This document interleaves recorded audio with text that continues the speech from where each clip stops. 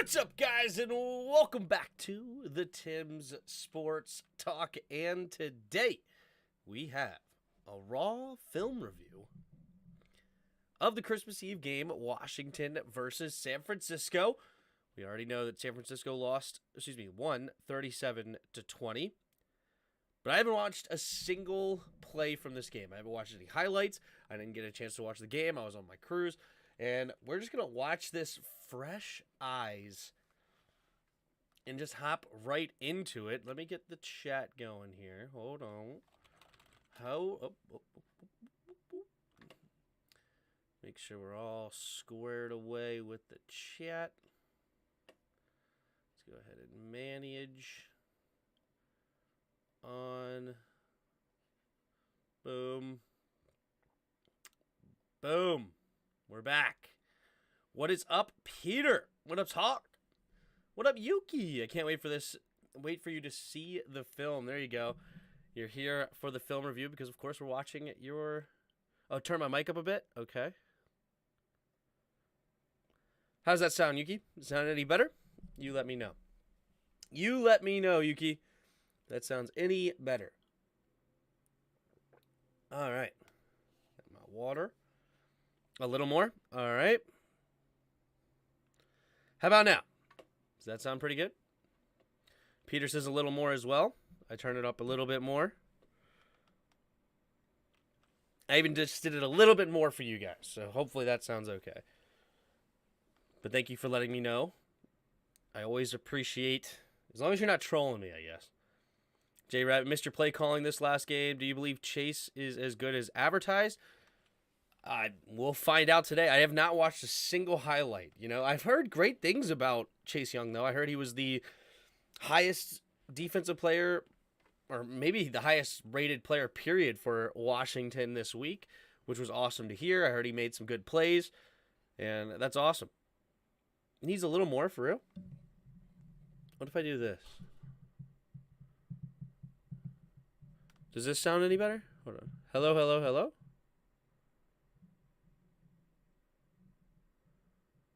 Really? I had like 50% on top of it. Really? I mean, it says it's like all the way into the yellow. Like it says like you should be hearing me pretty good. Me versus technology, right? It low-key sounds like it's not getting louder. Of course not. Why would it get louder when I turn the volume up? Like that's crazy.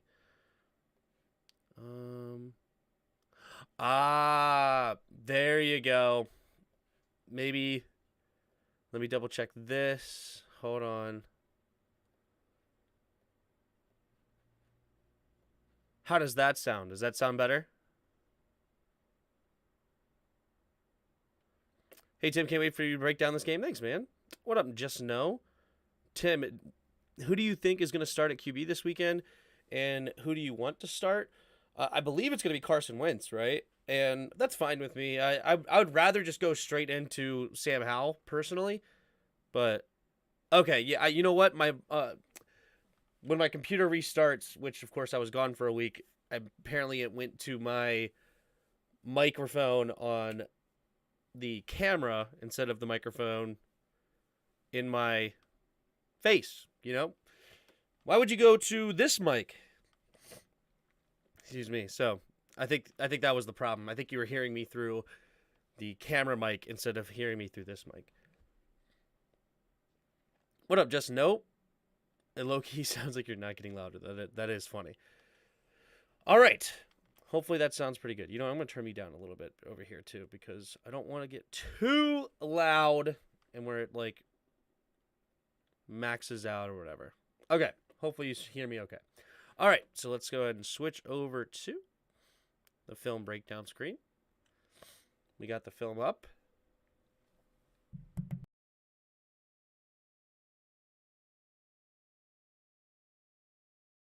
All right. Here we go. All right. So, yeah, we'll definitely be looking out for Chase Young. I heard that we actually took some deep shots this week, and that'll be interesting to see. Apparently, we took quite a few deep shots. Some people liked it from Heinecke. Some people were saying, oh, he was just throwing up prayers. We'll look at that for sure. I heard there was a funny QB sneak at some point that was just absolutely looked like Heinecke was in slow motion. No idea what's there. I think Jahan, I heard, had a drop. And I heard we were basically in this game up until the fourth quarter where there was back-to-back turnovers for touchdowns. And then that's when Carson Wentz came in, scored a late touchdown, and here we are. What up, Matthew? Hopefully the Broncos hire Scott Turner as their new head coach. You ain't never lie, AJ. Hire Bill O'Brien. Trust me. Yeah, no. No thanks. No thanks. Also, the camera quality looks a little bit clearer. Is it just me, or did they upgrade the camera for the All-22s? Like, you can actually read people's names. Like, that's Eifler right there. Gibson, you can't read that well, but all right, maybe they're upgrading the camera for the All-22s. That's pretty sweet. Carson Wentz puts up good numbers, but this one was actually the biggest prevent defense ever. Yeah. All right, here we go. All right. So we're going to start with the football here. Heinecke, of course, is in the game to start. We have a 2 running back set, but it looks like it's Logan Thomas here instead of an actual running back. Looks like Terry's over on this side. Do we have 2 tight ends? So we have a 2 tight end set, but neither of them are in the tight end position. Interesting start. Of course, Jahan over on the right side as well. So we have a 5 down lineman look. A 5-2 look coming from the Niners. All right, let's take a look here. Bates goes in motion, takes the snap. He does block the end man on the line of scrimmage. Okay. And B-Rob tries to get something going, and it's pretty well defended.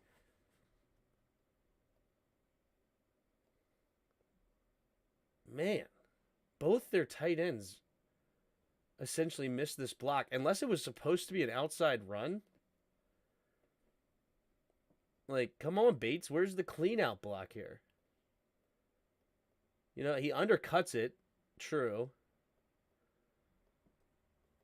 But it's like, all right, I guess this has to be an outside run, like right here, right now. But Logan Thomas is not really making a block at all, so now B-Rob has to flatten out his trajectory, and this allows the safety to get in there. John Bates just ran a circle around, so Bates basically did nothing on this play. The offensive line actually looks like it somewhat blocked well. We're back to the tight ends, who just can't block to save their lives. Looking at it from the back end. Stop blinking. All right, yep. It looks like we actually set a nice wall here, too, with Leno, Norwell, Schwitzer at center, Trey Turner. Like, if John Bates is actually able to get that clean-out block on Al-Shahir, and then Thomas can get into the hole and then block Fred Warner up here, this could actually have been quite a decent play. But instead, it's just blown up. So, awesome start. Hold on one second.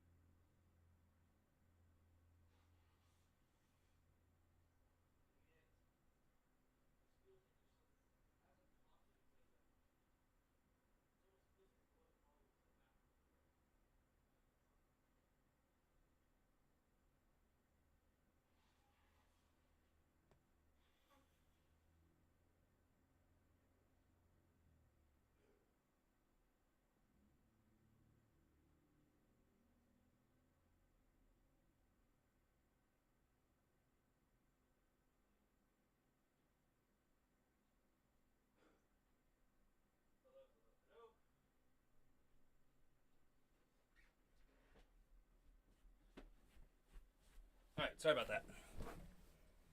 Sorry about that. No need to flex Tim, but technically Texans are now better because we went. Yeah, you guys beat the Titans. That's pretty wild. All right, man in motion. Okay, much better run play here, but we didn't get to the linebacker, Fred Warner. That's probably not a good thing to leave Fred Warner unblocked. Let's take a look who didn't. Ooh. Okay, so Leno tried to get to the second level. I respect it a little bit, but unfortunately, Fred Warner went over the top. But it's a decent run play nonetheless. I would take that. That's actually, I'm happy that... I'm happy that he got upfield. It was for a 6-yard run. I would take that all day. And he at least attempted to get to the second level in the run game, in the block. But it was a nice play by Fred Warner. But again, Fred Warner didn't make the tackle until 6 yards downfield. So this sets up a 3rd and 6. Empty backfield set here. 3 receivers to the right.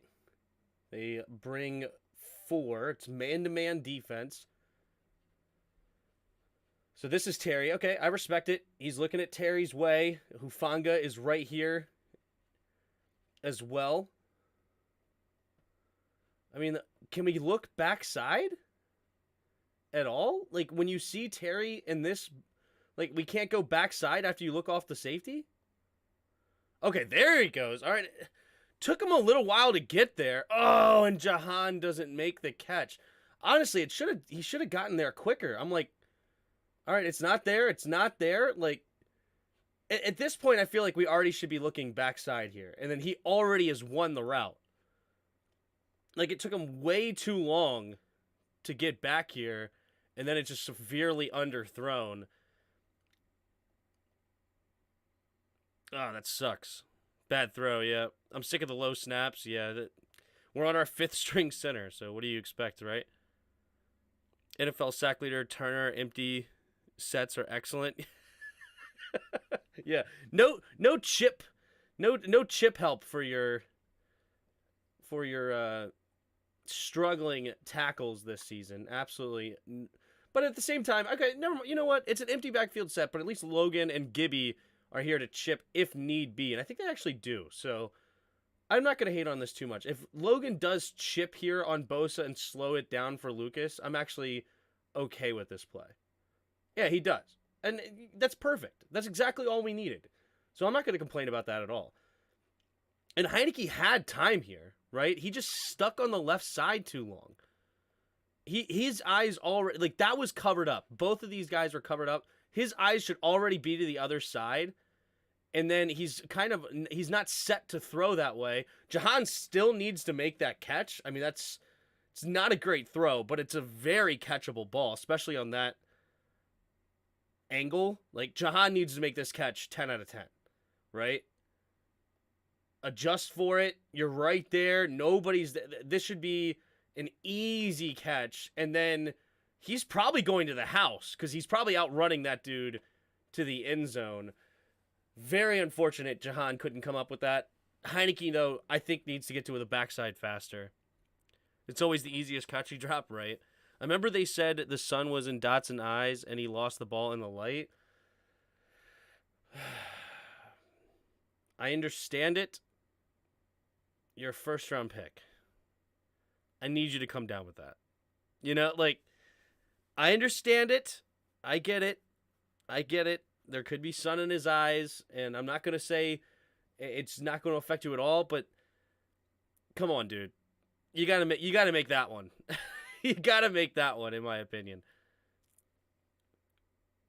First round pick, immune to sunlight.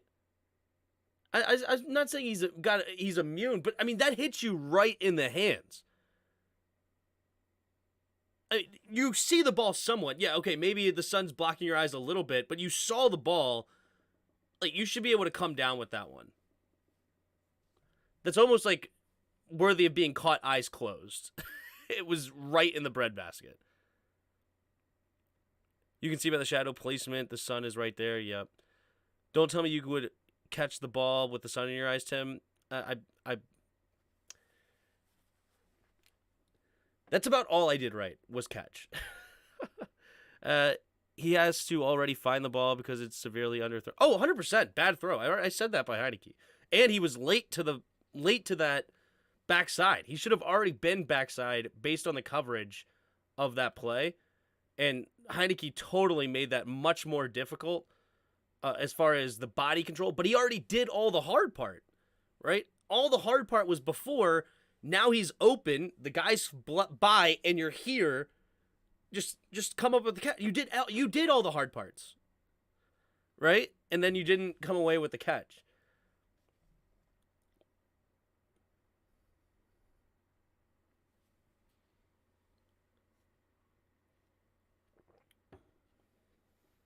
Because, yeah, I respect that Heinecke went to Terry's side first. I appreciate that. That's good.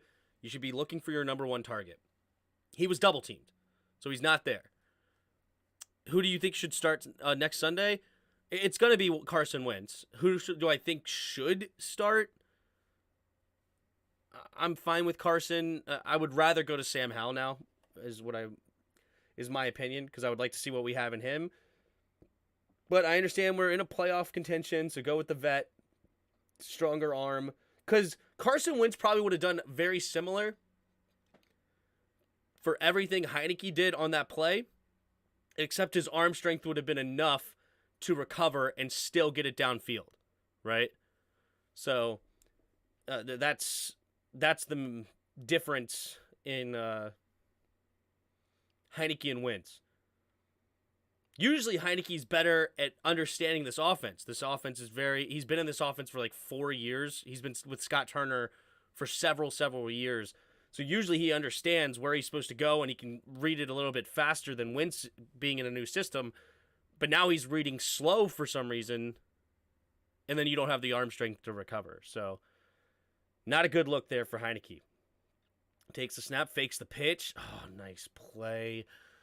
I wish we ran more of these. I mean, look at the separation on Brandon Ayuk and Benjamin St-Juste. You hate to see this defense, and I think because it's also man-to-man on top of that. So it's man-to-man, and you're giving him a 10-yard cushion, or not 10, 8-yard cushion on man-to-man. But this is it's such a pretty play. It's probably zone, actually. It was probably zone. But the play action is moving the linebacker. It's such a well-designed play. It's zone, 100% zone. But you move the linebacker with the play action, and you just make that slant such an easy pass. It's such a beautiful play. Beautiful play.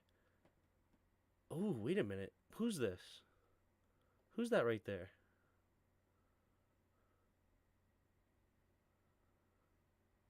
Was that a tight end? Oh. He's past a yard downfield. This should be an illegal man downfield. Wasn't the starting line the 35-yard line? Am I crazy? Or was it the 31? It was the starting line was 30-yard line, right? It's even behind the 30. And he's past the 36.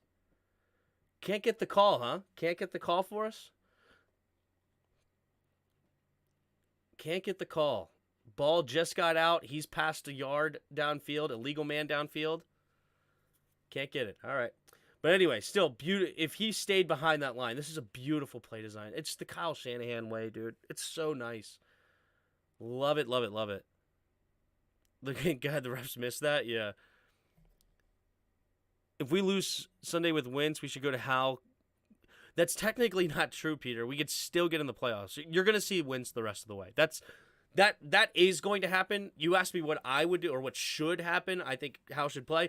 But we're going to see Wentz in both games, because even if the Lions win this week and we lose this week, we could technically still win next week. The Lions lose the last week of the season because the Packers are trying to get in, and it could be all funky. And then if we beat the Cowboys, who don't have much to play for after the Eagles win this week, it could be all very weird. Got to worry about Green Bay. Yeah, well, I'm assuming Green Bay is going to lose to the Vikings this week. Then the then the Packers should beat the Lions. I think, knock on wood, and then it's a matter of the Seahawks losing either this week or next week. And as long as we win one game, I think we can get in. I love TH, but I hold my breath every time that man drops back. I do that with the Wentz, and it's not good for the heart. Yeah, exactly. But you don't do that with Wentz. Okay. Yeah, but at that point, I'd rather just see Hal instead of wasting a couple of weeks. Oh, I hear you. I wanted to see Hal a while ago, but who am I? All right, here we go. What up, Robert? Tim, why does Scott not want to make in-game adjustments until it's too late, i.e. run a gap into a stacked line, etc.?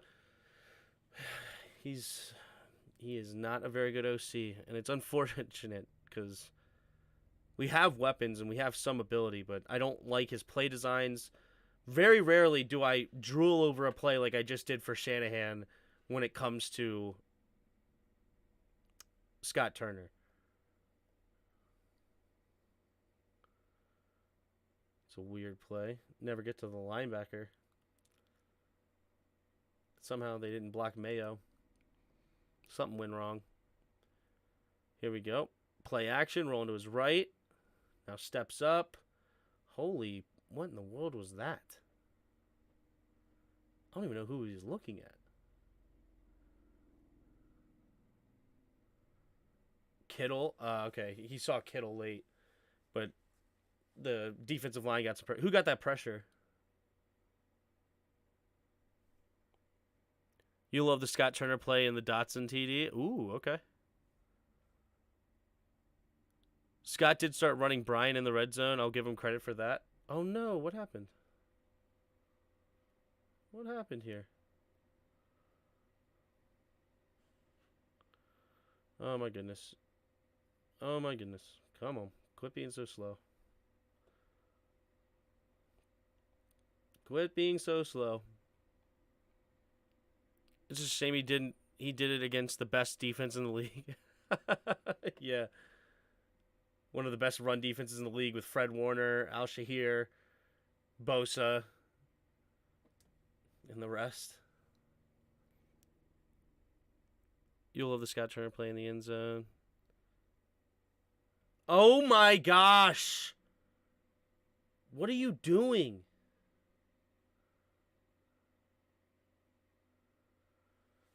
Good grief. It was Payne who got the pressure. Payne. Nice. We're having technical issues? Yeah. It's so stupid. Good job, Payne. Way to get in there. Affect the pass. All right. Kittle in motion. Handing it off to McCaffrey. Come up, make the tackle. Nice. And they actually ran that? What distance was that on that run?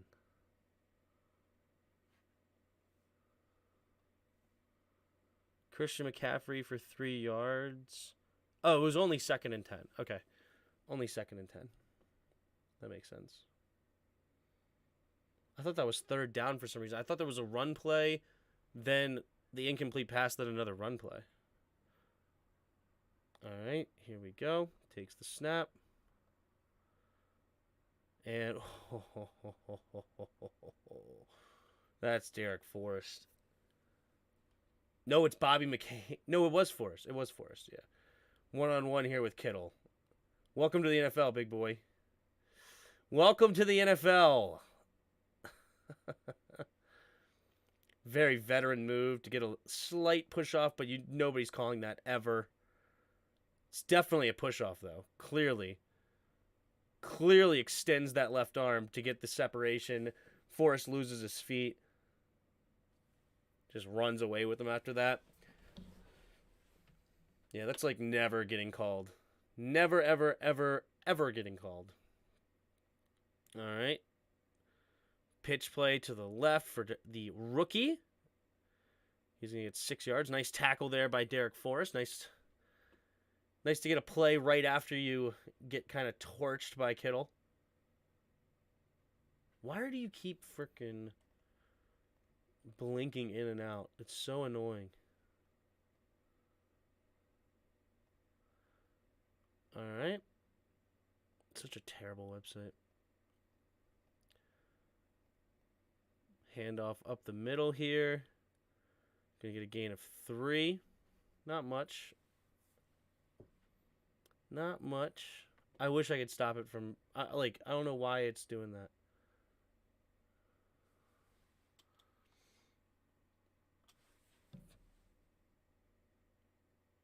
Like, even look... Like, I'm not even touching my mouse. And it's just randomly flashing it. But anyway. All right, they're going to run it up the middle here now with Price again on 3rd and 1. And nice defensive stand. Who got in there? Ooh, Chase Young. Making his presence felt. Look at the dreads. The Predator is back. And he just blew McClinchy up, didn't he? That was a hey. That didn't look like he had any fear of hurting that leg. Went toe-to-toe with McClinchy, who's not a small person.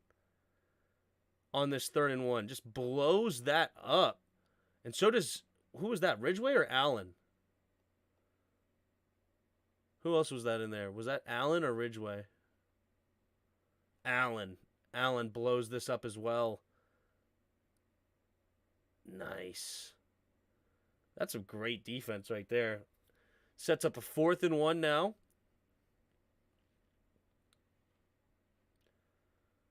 Ooh, little fullback run. Oh, and with an option? They're going to do the fullback option. Oh, he should have pitched it. And he pitches it too late. Like, imagine if he pitched it right here.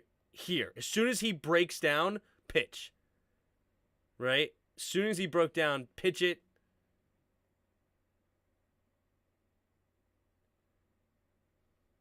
But hey, we'll take it. We will take it.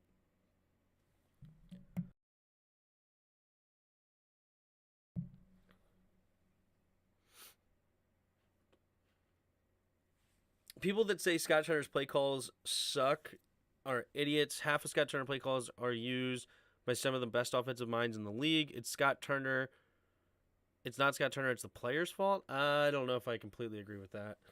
There's sometimes that his play calls, it's not even like it's situational, and some of his designs are terrible in my opinion.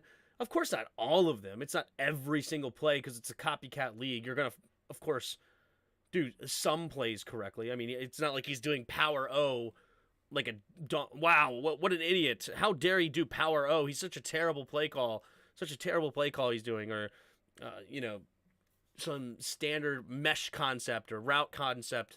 Like, oh my goodness, how dare he do that? But there's some times where it's bad. That could have worked. Bad pitch. Noticed during the game. Yeah.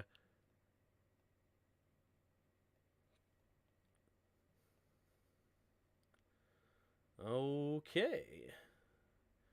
Did we do the thing again where we left a tight end one-on-one with Bosa? Did we do that thing again? Yeah, Logan Thomas, one-on-one with Bosa.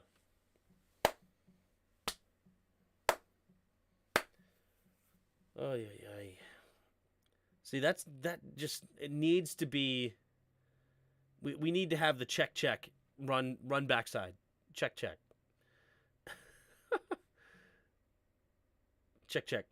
Run that away. Or this needs to be a straight-up double team. Because Logan Thomas one-on-one with Bosa is never going to be a good time, right? They're loaded up over here, too. 1, 2, 3, 4, 5, 6. 6 defenders to the left of the center. 3 to the right. 1, 2, 3, 4, 5, 6 blockers if you include the center. But you're assuming that the tight ends that absolutely suck are going to actually block somebody. Run this backside. You have Wes Switzer get up here. Trey Turner get up here to this linebacker. He kicks out this dude, and all of a sudden this hole could be massive. Fred Warner will have to come over the top, right? Because Norwell's not making that. But Fred Warner could make the tackle maybe at 5 yards, 6 yards, if he has to go over the top. If he's able to blow it up, good for him. But if he comes here, Norwell should be able to make that block. The only way that Norwell's not going to be able to make that block is if he has to go over the top, which then it's 6, 7 yards downfield. So let's check this away from the number, 3 overall pick he was at some point. Absolute stud in the running for Defensive Player of the Year. Amazing player. One-on-one with your tight end. Probably check, run backside. Let's do that. Are you guys still in the playoff hunt? Yes. What up, expert? What up, Ron? They're still in 7th place, yep. If you put Scott Turner on the Bills, he would look like an offensive genius. That's why I said it's the players for not executing his play calls. Sometimes it is. And I definitely call that out when it's due. It's a counter to the left as well. I'm just curious. Let's look at the backside of this play. I'm just curious. How was it blocked? Yeah, I wish we ran backside so bad. But okay, see right there. All right, you know what? That's a great example, okay? This is a great example, right? Scott Turner calls a play, counter to the left. On its own, not a bad play call, right? You're loading up with extra tight ends in the game. On itself, it's not a bad play call. But when you have Logan Thomas lined up across of Nick Bosa, and that's the direction you're running in, now the play call becomes a little bit more sus, right? And again, you can't predict that Nick Bosa is going to be on this side of this particular play. Maybe sometimes he's on this side on this particular lineup. Or maybe film review would say that he's always going to be to the trips tight end. And you should know that if you're the offensive play caller, right? This needs to have a check for Heinecke of, hey, if Nick Bosa lines up on the left side, we're running it the other way. As long as the blockers aren't here. Now, if Fred Warner was standing here, he was more shaded over the tackle. You have Shahir on the outside, and there's 4 blockers, and it's clearly you don't have numbers. All right, fine. You don't stay here, but this needs to become a double team on here that has to work. Has to. Right? But it doesn't work. Because Bosa just blows this play up. Should he ran up the middle, actually? Maybe he should have just ran. Why cut it outside, B-Rob? Let's take a look. Is there a reason that he didn't? Yeah, why not? You know what? Here's one for Fight for Old DC, all right? B-Rob missed this. He needs to cut this back. He needs to cut this back. Right? Because Switzer may be able to open this hole right here. But another way, B-Rob could fix this play if he cuts this back. Right? Cut this backside and run here anyway. Right off this. Yeah, Fred Warner, again, if he makes this tackle here 3-4 yards downfield, all right, I'd consider that play a dub. I consider that play a W. 3-4 yard runs, we'll take that. B-Rob needs to cut that back. How's it looking? Meh. Not a great start. Leno can't guard for his life. Yeah. All right, here we go. In the shotgun. Hand off to the left side. Oh, we're going to get called for the holding. We're going to get called for holding here.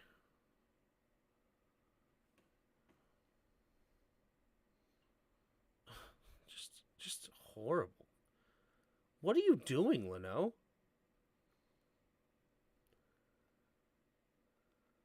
This is one of the worst blocks.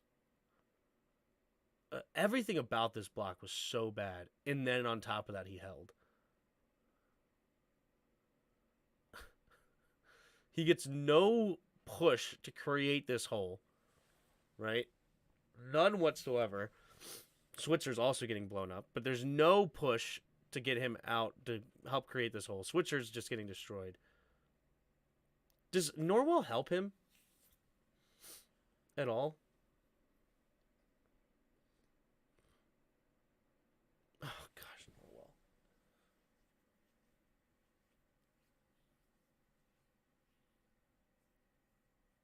You know what, though? What Switzer does reach this pretty good. He just gets blown back. Needs to hold his ground a bit. Try to create this hole. This is not a great block. This is not a great block. He does reach well, which is good. Gosh, I can't stand my nose when I start talking.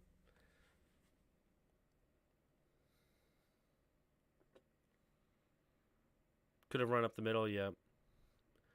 Run up the middle on this one. Well, no. Because I mean, yes, maybe he could get into here. But his momentum's already taking him this way. Like, this is a tough cut with him standing right here. The likelihood he just escapes this dude by cutting it up when his momentum's already taken this way is very unlikely. Very unlikely. Like, if he cuts it up here, maybe he has a chance. This is going to be tough to beat him. But his momentum's already carrying him this way.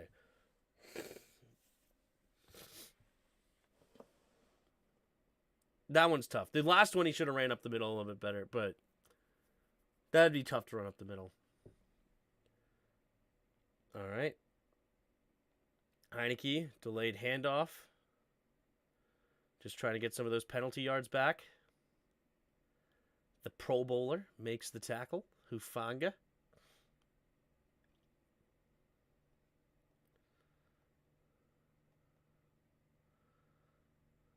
It's not bad blocking, honestly, but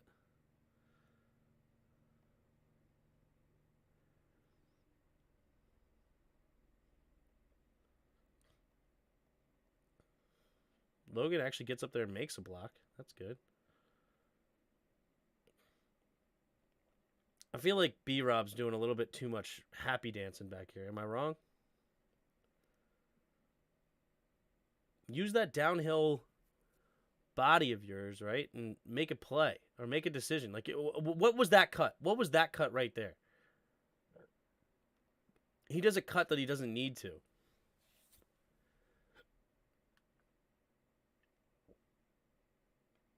Right here. Like that cut right there. You already made the decision here. Just go. You could have had this hole. If you don't make that cut backwards for no reason.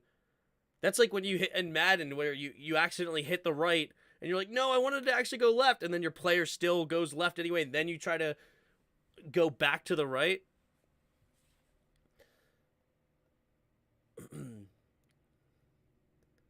That false cut definitely was not needed.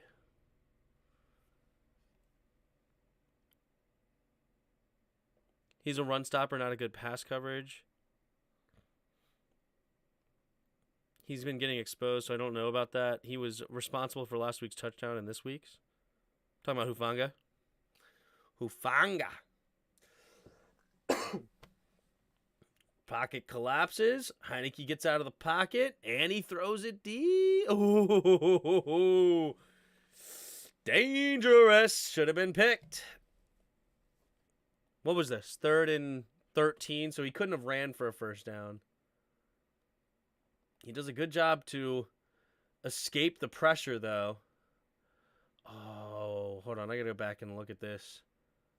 Does he have that, or is there another player behind him that I'm not seeing?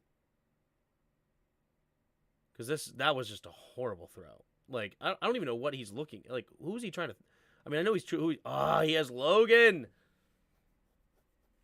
It's hard to see. He is escaping the pocket. Has a guy down his throat. Or down his back, I guess. You'd love to see if he can find this right here. If he can somehow find that. So that's an also super dangerous though. Throwing it back across your body to the middle of the field. Very, very dangerous. But he needs to lay this ball out here. If you're going to throw this, just lay it out here and see if Terry can go get it. This ball being thrown here is not good.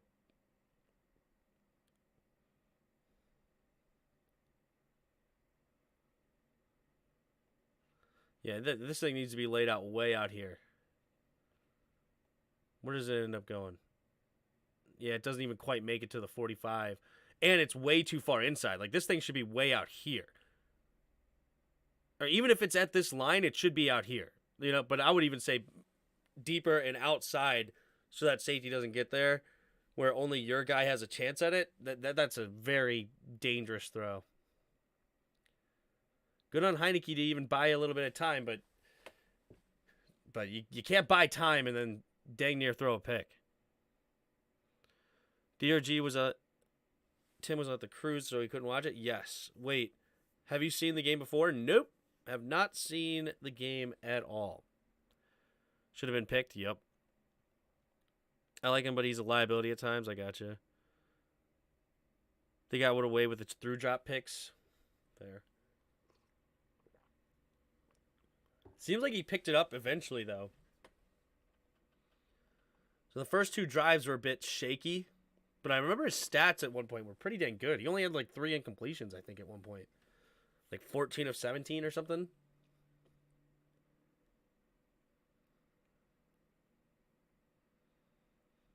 All right. Purdy steps up. Good, clean pocket. Finds McCaffrey. Nice.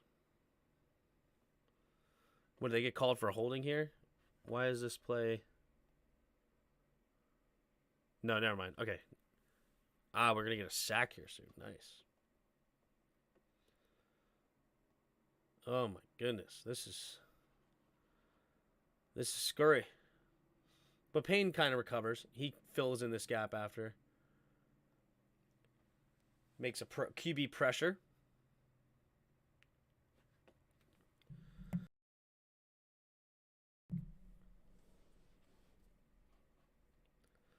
I know about the cruise. I just didn't know if you watched it. No, I did not watch it. Montez Sweat. Oh, makes a man miss. Good defense on the back end, though. Who's this? Jeremy Reeves, the Pro Bowler. Coming in for a safety rep. Does a great job to get over there. See Ayuk open. Helping out David Mayo. Of course, he's not going to run with him. Man, you wish Montez Sweat made that sack, though. And boom! Daron Payne. Sweat making him step up. Man, Sweat, come on, dude. Like, you should have made this sack. As like, what is this route that he's running?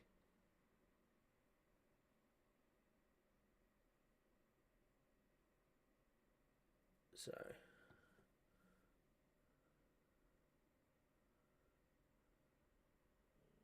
What in the world is going on with that text? But anyway, that's 2 in a row that he just completely overruns Brock Purdy.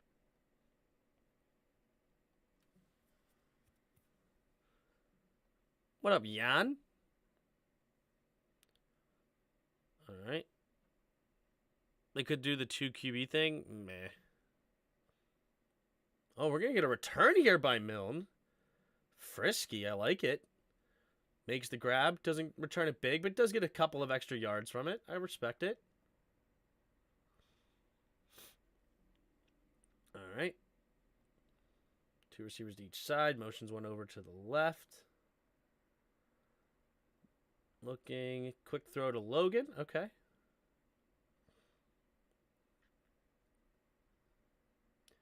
Little rhythm throw. Find the hole in the zone.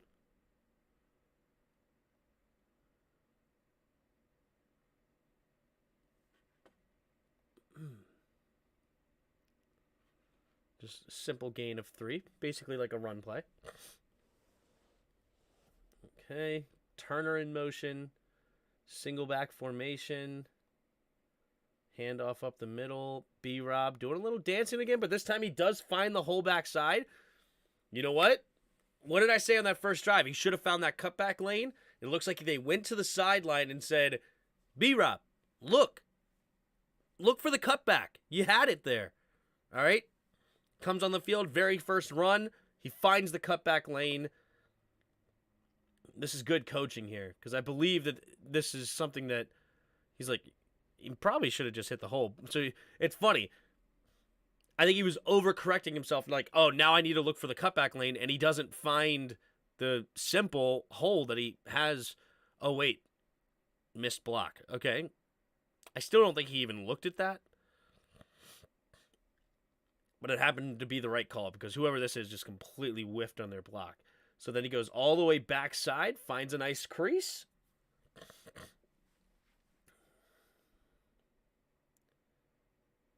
Spoke too soon, yeah.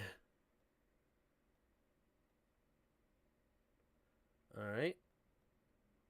Hand off to the left side. Fighting to get extra yards. That's what you got to love about B-Rob, man. He somehow gets a yard out of that play that's just blown up. Not sure who got blown up here. Nobody got to the next level. Linebacker just ran free.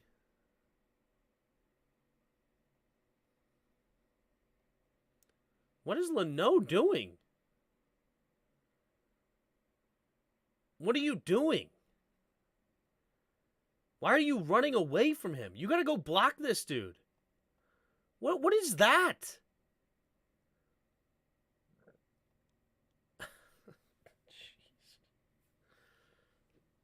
Okay. Thanks, Leno.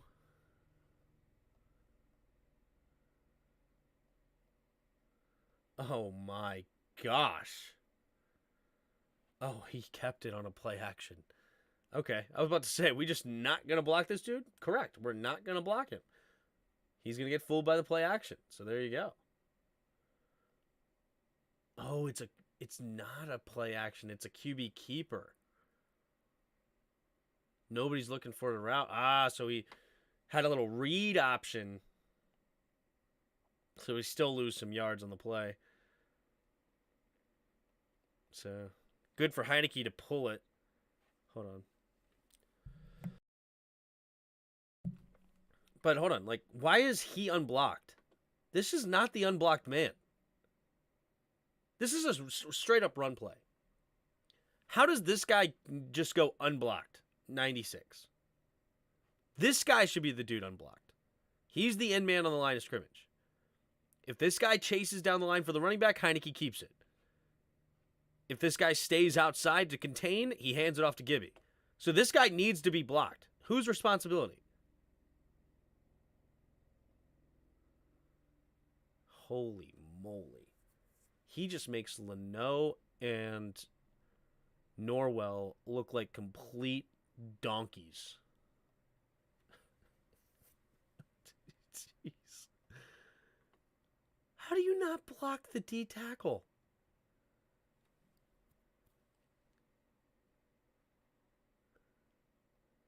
Is Leno slow off the ball or something? Leno!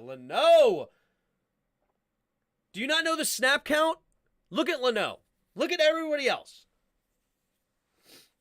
Look at everybody else. Everybody else is on the move. See, you're blaming Norwell, but Leno should be here to clean this up. If he tries to Ole back, Leno needs to be here. Right? And then Norwell can move on to the next guy if he wants to Ole back side. Like, bruh, everybody else has already taken their step. Step. He's starting to take a step. He's a little slow, too. I don't know. Cosby might be a little bit slow on this. No, he's got his foot up. Freaking Leno's still standing. Now he makes the step. And look at this crease. And 96 just finds it and gets there. Leno is having a terrible game so far. Jeez. Leno avoiding contact, business decision, right? Okay, so that was Heinecke for a -4. So now it's 3rd and 13. Got a chip. I like it. Good OCing right there. Finally. Love to have seen this a long time ago against the Giants, with Kayvon Thibodeau and Azeez Ojulari, or Aziz, rather. All right, at least we're doing it now with Bosa, I guess. Okay, fine Terry. Finds the opening in the zone.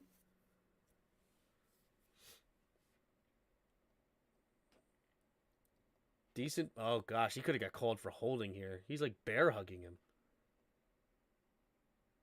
Throws it with a little bit of anticipation. Nice throw by Heinecke. And actually, does Terry not even get the first down on the initial? Like, does he have to roll to get there? Looks like it's a little bit underthrown by Heinecke.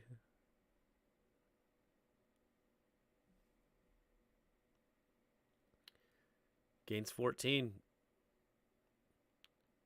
Warren done slipped. Did the DB slip? Ah, yeah, he slipped. But he wasn't getting there anyway.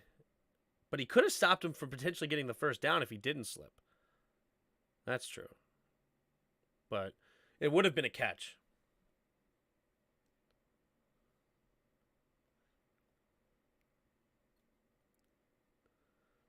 Fortunately, not a called holding there on Leno.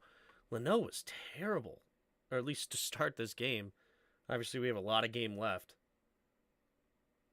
All right, motion the tight end. And Jonathan Williams, no, Gibby. Nobody really blocked for him on that one, huh?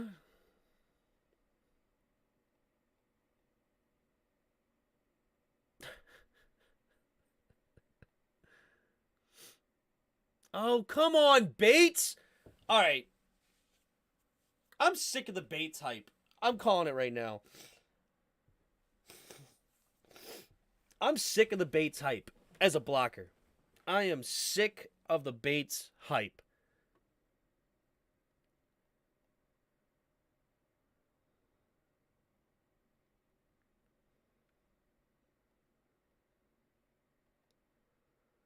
Go to the linebacker. Like, what are you doing turning around? Get to the linebacker. You never turn around here. You never turn around in the hole. Now you just don't, then you leave 57 unblocked. If he just goes to the linebacker, lets Norwell clean this up as the pulling guard or whatever, like, this is easy money. Trey Turner also gets thrown to the ground.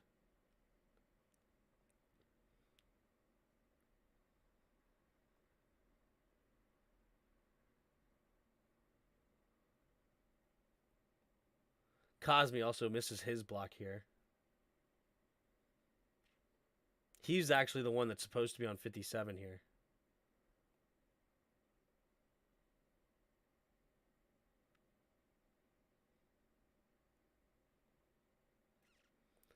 Yeah, he should be already on 57. He gets the shove, good, but you gotta go now to 57 here. And you don't ever locate him. So both, either Bates or Cosme could have made a block on 57. And this could have been a better play. But instead, nobody blocks the middle linebacker. Yeah, let's just unblock him on this one, Middle linebackers never make tackles. Come on, man. That's not what they're known for. Let's just not block 57 at all. You see that slight motion right before the play? Cosme loses his man because of that. That right there. So instead of being here, he's now here. And now Cosme thinks he's going here, but what's this guy's name? Greenlaw? Greenlaw comes around too far to the right, never locates him. I wish Bates just continues and freaking hits this dude. But instead he turns around. Ugh. Dude, that's Nick Bosa tossing dudes like rad dogs. Oh yeah, Nick Bosa's a freaking stud.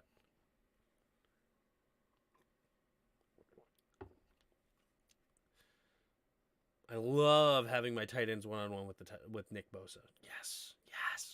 Let me see more. Can we not scheme away from that? Like, now we're getting sacked.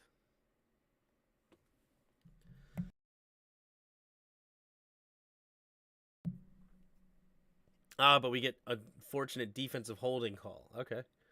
I'll take it.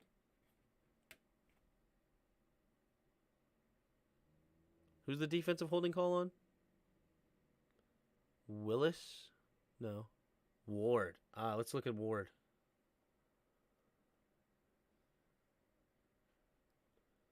No, that's not Ward. Ward's number 7, right? Yeah. He doesn't let Terry go to the outside. Yeah, he just...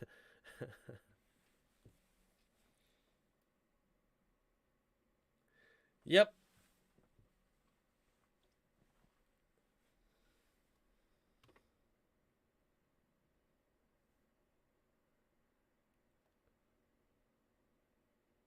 Forget Dotson, yeah. I can't wait until you get to the play where you guys max protect with 8 blockers, we rush 4, and Bosa still gets a sack fumble. Oh, gosh. Sounds just like our offensive line. Hand off to the left side. Ugh, nice tackle, dude. Your linebackers are so good. Fred Warner's a stud. Fred Warner, dude. Just beat. Oh, gosh. Leno needs to be freaking cut. What is this? What are you doing? What are you doing?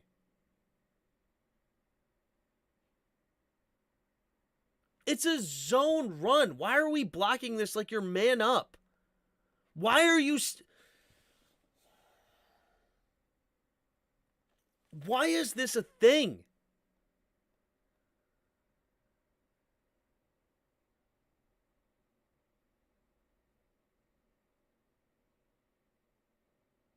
Why are you blocking this like you're like this is your man?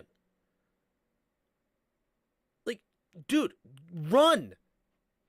Take him for a ride so that now Warner has to run around you or underneath you and has to make a decision, and you give B-Rob a chance. Instead, on zone run, you stop, and now you block Norwell as well, and then nobody ever can get to the linebacker.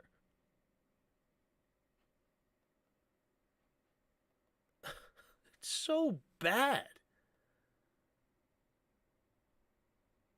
Zone run should never look like that. That is just horrible.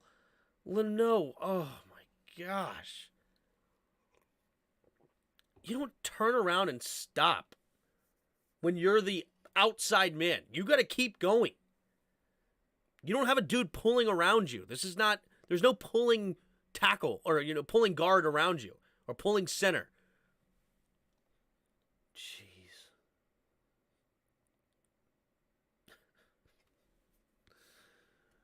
Oh, I love how we block. Our blocking is so good.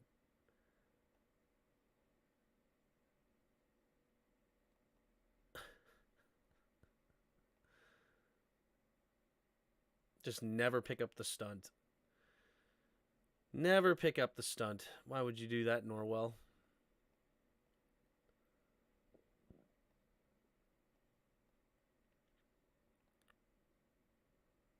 Nice pitch and catch.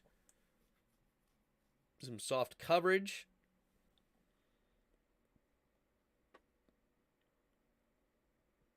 I like this throw by Heinecke. Sees separation. He sees the corner backing off. Throws with some anticipation. Gets it out there to his guy. His guy makes a play, get a first down. What was that on? 3rd and 9, and we get 11 yards. Quick decision by Heinecke. He knew pressure was coming. Got to get rid of it quickly. Gets it to his first-round pick. Get the first down. Like to see it. Love to see it. Okay, this right here should be exploited. This right here needs to be exploited stat. Look at the safety. This safety's way out of the play. He's over your tight end. I don't know what the play is going to be, but pre-snap, this needs to be, let's go. Let's go. I don't care what you're going to call. You're going to call the slant, or maybe you have the linebacker in this play. Do you just call the go route with the safety nowhere near the play? This needs to be exploited immediately. Man up coverage, one-on-one with Terry McLaurin. Let's go. Come on. Give our boy a chance. What's the call?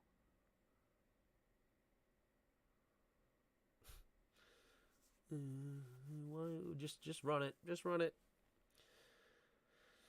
Oh, man. Just imagine, okay?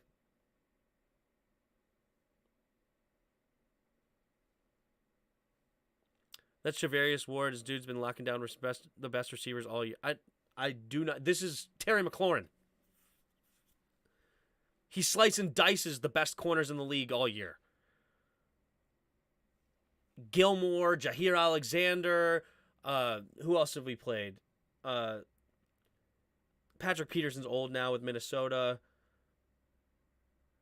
Darius Slay, Trayvon Diggs. It doesn't matter. Like, all the other corners, one-on-one, you're not stopping Terry. Give him a chance. Give him a chance.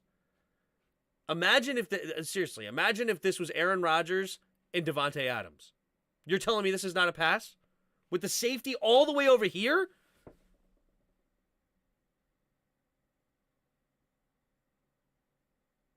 You paid Terry McLaurin $23.5 million, and you have him one-on-one with the dude, the safety covering the other side of the field, legit one-on-one. You're not going to try to go deep, back shoulder, or go over the top with your $23.5 million?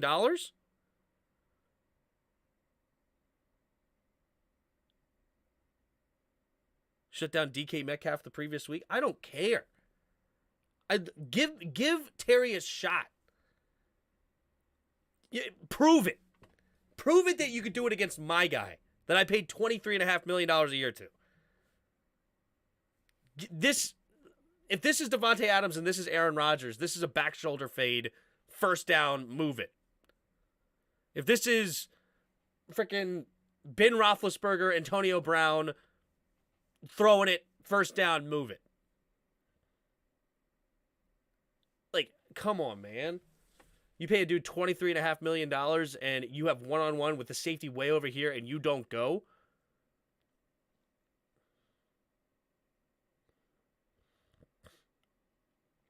I'm glad Charvarius Ward's having a great season. That's awesome. Good for you.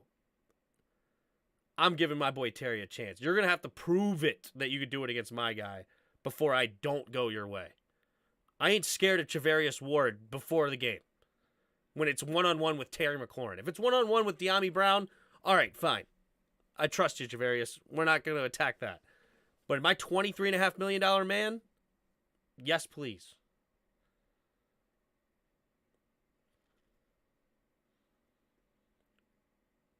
But can the O-line block long enough? The ball's going to be out in 2 seconds. It's either Terry McLaurin gets by him and you're running it and you're just going to throw the go ball and just throw it over the top of him because the safety's not going to get there in time, or you're throwing if he has him covered over the top, like if he backs up and he has him covered over the top, you're going to throw it back shoulder. The DB's screwed either way. You play underneath, I'm going over the top of you. You play over the top, I'm going back shoulder. Like, the DB should almost never win there. Almost never when you have a top-tier receiver. Game gets good in the third, yeah. Tim, are you calling college playoffs? Probably. I'm definitely going to do the championship game, but honestly, a longtime friend invited us to a New Year's Eve party. Haven't seen him in quite some time, and I'm probably going to go to that. As long as it still happens.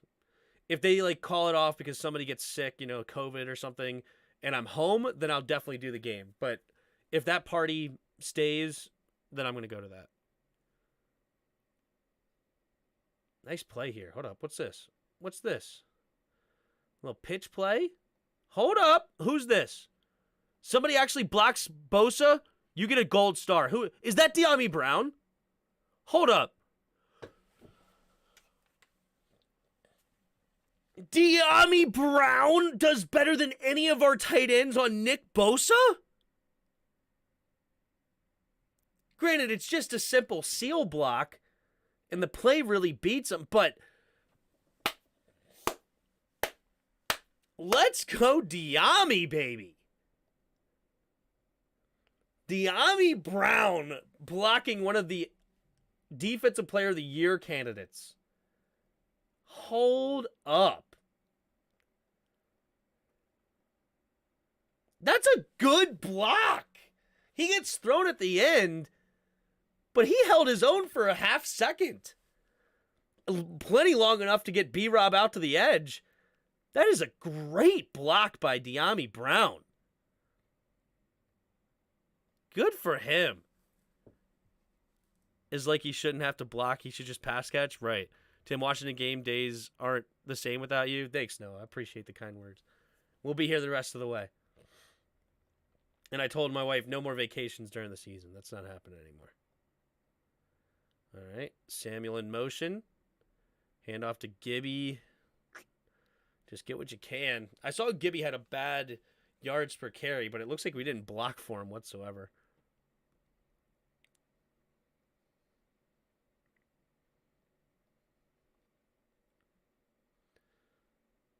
It's a good play by... Who was that? Who blocked that? Is it this Armstead?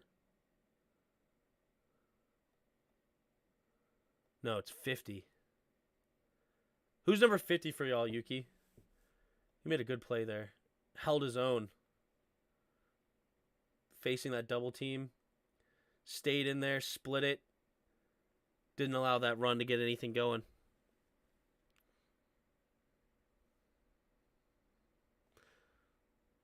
I think not. He blocks better than Leno, right?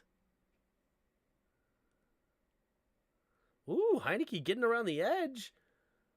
Oh, what a throw! Holy Heinecke. This is a dot. Oh my gosh. This might be the best throw Heineke's made all year.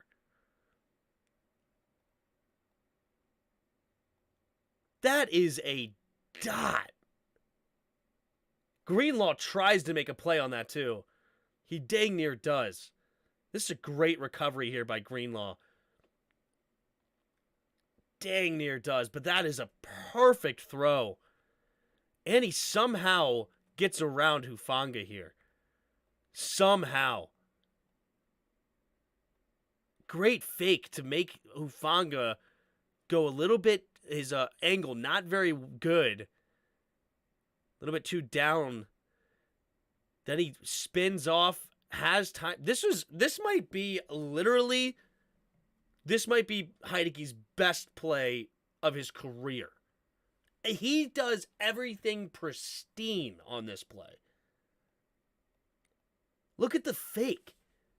Even the fake is just perfect.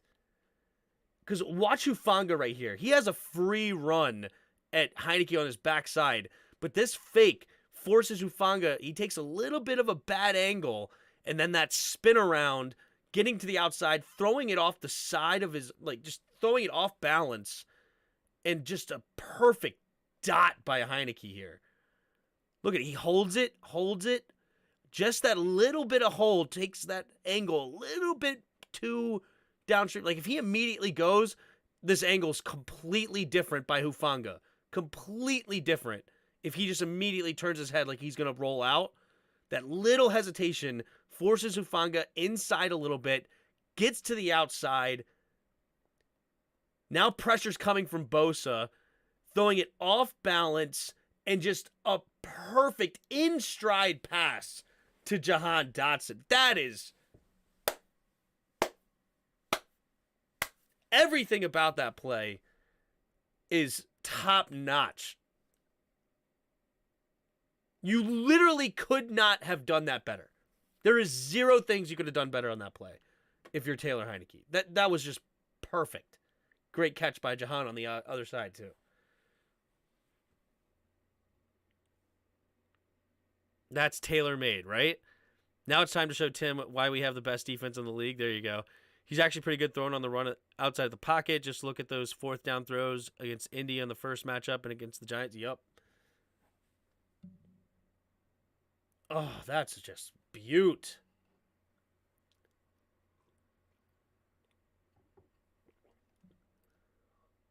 All right. Heinecke, handoff up the middle here for B-Rob. Fred Warner, man. Fred Warner. Just blow this up, Fred. I love that we don't block Fred Warner, you know? That's why not? Why not block Fred? Why not block? Look at this. Norwell does a great job. Why not block Ward, a corner, instead of Fred Warner? Why would you block Fred freaking Warner? Wasting your time blocking Fred Warner. That was an elite level throw. Everything about that was perfect. Do you feel like the Commanders still need another wide receiver? I really like Jackson Smith, Jalen Hyatt, and Josh Downs in the draft. Josh Downs from UNC is actually pretty decent. I like him a lot. And is Jordan Addison available from USC? Is he going to be coming out this year? I like him a lot too when he played for Pittsburgh last year. But as far as like a high round wide receiver, absolutely not. Do not draft another high round wide receiver. A late round wide receiver, maybe. I'm looking for a guy with legit size that can move better than Cam Sims. So maybe a big guy with some size and speed, like a Christian Watson type that you don't have to draft in the second round. But that type of player potential, maybe he needs to develop more like a Michael Strawn for the Colts. 6'5", 4.3 speed. Very raw, needs a lot of development. I would like that kind of a guy late, but as far as like a second or third round wide receiver, absolutely not. No. Low on the totem pole. If Cam Sims just conditioned and did cardio, he'd be unstoppable. I don't know, man. You want Palmer? Palmer is a good hands dude. I'm not sure who Palmer is. Is he a late round pick? Here we go. B-Rob running up the middle, fighting for it. All right, getting to the 1 yard line. This looks like it was blocked a lot better, too. Let's look at the blocking here. Hey, when you get up and block Fred Warner, we actually get some run. Nobody blocks the other linebacker, Greenlaw, but at least we blocked Fred Warner. All right.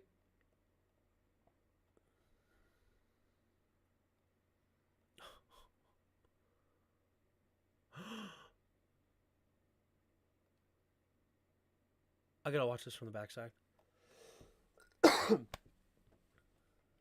Why does B-Rob not get in here?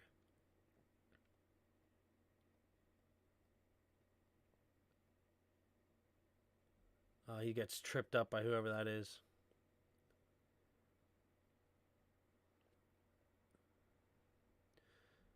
Trey Turner can't make that reach block here.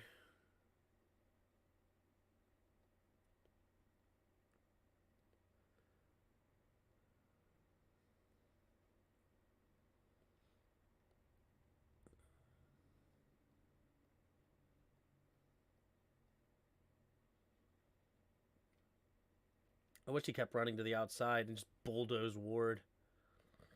Like, don't cut it back here. Just bulldoze the crap out of Ward. You're way bigger and stronger than Ward.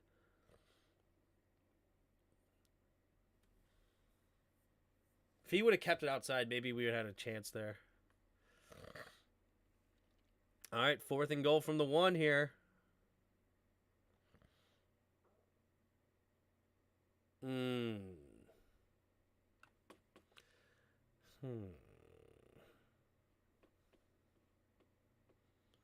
Gibby. That's a great play by Fred Warner. Great play. So now we run it backside. Now we want to run backside. Even though from the center over, there's 1, 2, 3, 4 defenders, only 1, 2, 3 blocker. Meanwhile, from the center over to this side, we have 1, 2, 3, 4, 5 versus 1, 2, 3, 4, 5, 6 blockers. Now we want to run it to the backside. I hate our offense. Why is this out of the shotgun? Why is this out of the shotgun? Why do we need this out of the shotgun right now? If this is under center, okay, and Gibby was back, straight up back, right? Now they don't know which way they're going. You don't know if you're going left or right, right? You don't know. This right here now makes it only that you have a pitch play here, right? Pitch play here, or you're running to the left, or to the right, left side of the defense. That's it. You really going to run a counter here on the goal line? No, you want your running back to have momentum. You run this play under center, and now Heinecke can make a call, right? You can have it whatever you want to be, right? You could call the play to the left, right? And he could say, check, check, check to switch, or he could say, kill, kill, kill to stay, or something. I don't care. You make up your calls, whatever you want it to be. Right? Check, check, check. We're switching. Now, you know we were running to the left. Now, check, check means we're running to the right. Because even if they know that's a switch, they don't know what you're switching to. Right? If you run this out of the shotgun, it could be a completely different play. Because there's no reason you should be running it to the right now. You don't have a blocker for Fred Warner. There's no blocker for Fred Warner here. And guess who makes the tackle? Fred Warner. This is what we're talking about, that Scott Turner sucks. You basically make it where there is no check now. There's no switch. There's no way that you can run now where you have the numbers. Where are your numbers? On the left side of your offensive line right now. That's where your numbers are. 1, 2, 3, 4, 5 on the one side of the tackle, or from the center rather, and you have 1, 2, 3, 4 on this side. Meanwhile, even if you don't want to count the center, let's just take the center away. We have 2 blockers on 3, right? Because let's say the center has heads up on this nose. So he's got heads up, whether he goes left or right. This is his man, right? So you have 2 blockers for 1, 2, 3, or you have 1, 2, 3, 4, 5 blockers for 1, 2, 3, 4, 5 defenders. Ugh.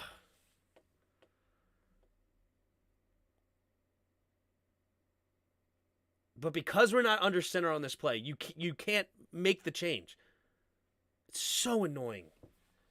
And look at who makes the play. The unblocked man, because you don't have any blocker over there. There's no one there to block. It's such a horrible, horrible play design.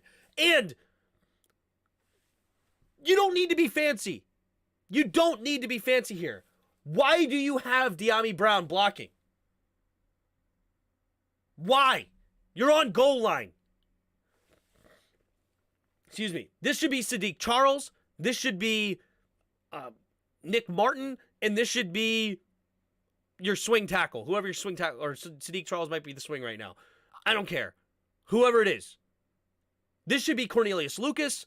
This should be Sadiq Charles. And this should be another big boy. Like, just bring in the heavy set. We know we're running up the middle. We know it's time. Mano a mano. You know I'm running. I know I'm running.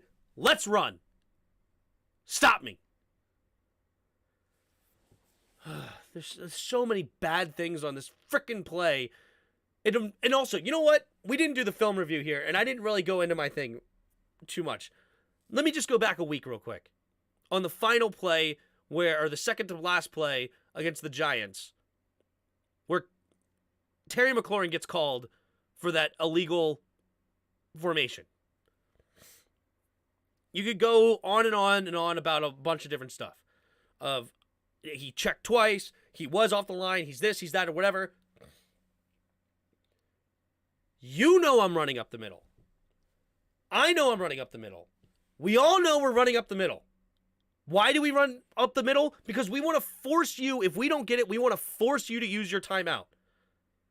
This is a mandatory run up the middle.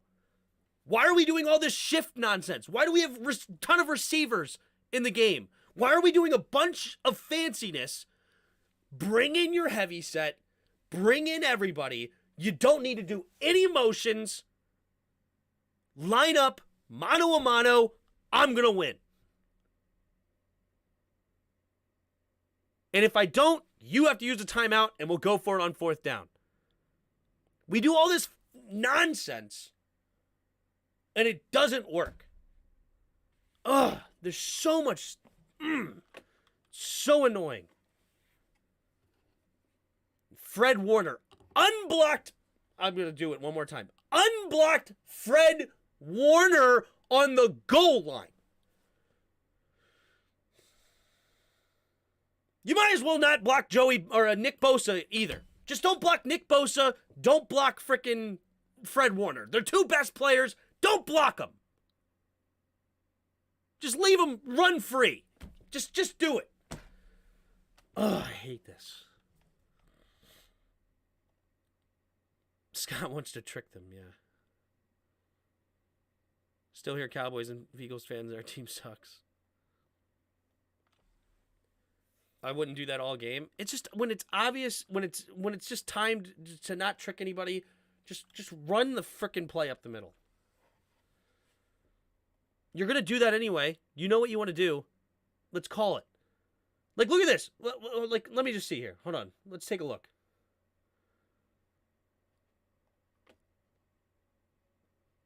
Okay. Everybody knows it's a run up the middle.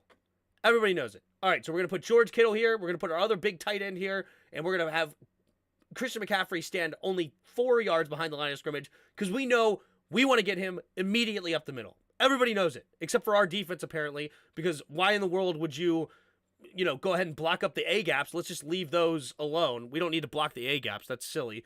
Let's just spread out our defensive line here so that we know they're going to go up the middle to create space for the rest of their offense. Let's just not block the A-gaps. So where do they run? Right up the A-gap, and what do you know? They get an extra 3 yards. You don't need to be fancy. That right there was as unfancy as possible from Shanahan. Unfancy as possible. Boom. 3 yards. He's just not a good play caller? Right. Smart coaches bring in their big guys? Yeah. Need to get a couple of yards? Boom. We got a couple of yards. Or they got a couple of yards. Get some space. Now we open up our offense a little bit, but let's run it again. Screw it. We're the best run game in the league. We have one of the best running backs in the league. Why not? Golly, it's like a work of art. Watch the center. This is what I've been preaching so long. If you've been here through my other film reviews, this is what I've been preaching. Just watch what the center does. You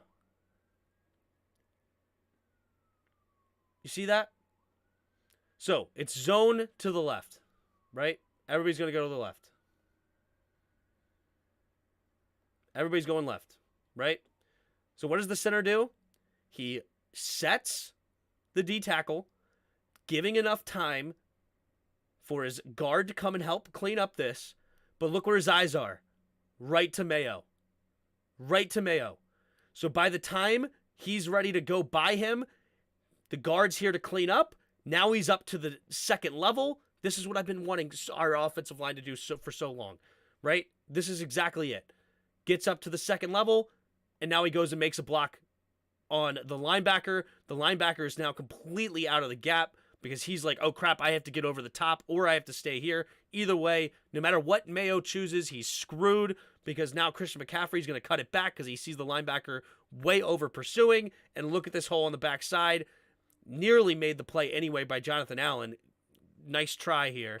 But Christian McCaffrey, too quick, hits the hole too fast. Boom, big play.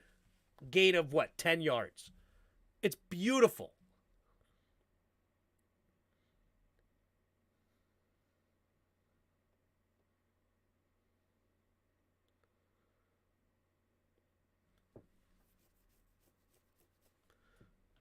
Why is nobody on Deron Payne here?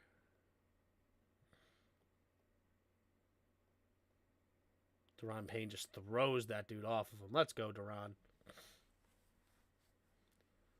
Look at this run scheme here. Zone run. Look. He puts his hand on him. Ridgeway allows his guard to come clean up. Now he's going to get to the next level. Boom. He's already here at the next level. Right? McClinchy looking at the next level. Trent Williams got the backside. 65. He's not even looking at this dude. He's not even looking at Ridgeway. If he wants to cut all the way back and run into this trash, good for him. I'm going to keep just riding this shoulder, pushing you back through this shoulder. He's not stopping here, right? Deron Payne makes a great play here. Also, is this Chase Young setting the edge here? Jeremy Reeves as well. Now he starts to set. He's like, all right, I'm going to try to create this backside hole. Probably not the best run here by Pierce. This is not ran well by Pierce right here, the rookie. If he needs to push this hole more here so that he can cut right off this, right off the guard's butt, so that he can come right here. Because, yeah, why are you way over here? This you should never be here. Price. Sorry, not Pierce. Price. Yeah, you should never be over here. You need to be pushing this hole right here. And then you could run right off his butt. And if this guy over pursues like this, now I can run right off his butt. And the cutback lanes pursue. That was just ran poorly by Price. Blocked well. Ran poorly by Price. Should have ran this game. Coleman this game? Yeah. Purdy, quick throw. Oh, batted down by Chase. Oh, come on, Chase. Locate it. Locate it, Predator. Locate it. Allen nearly got there as well.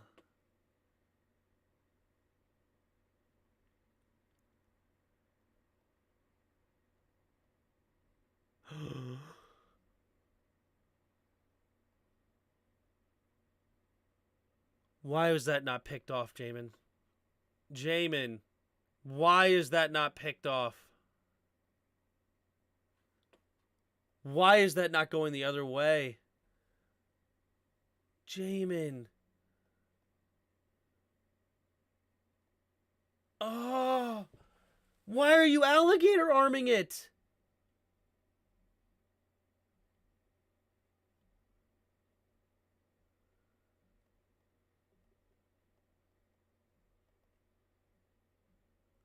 Oh.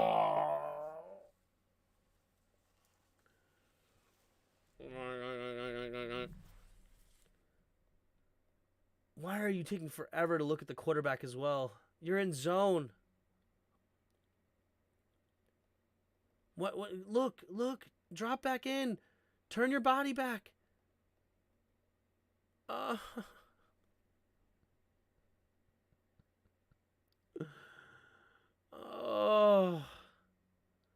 Instead, it's a first down.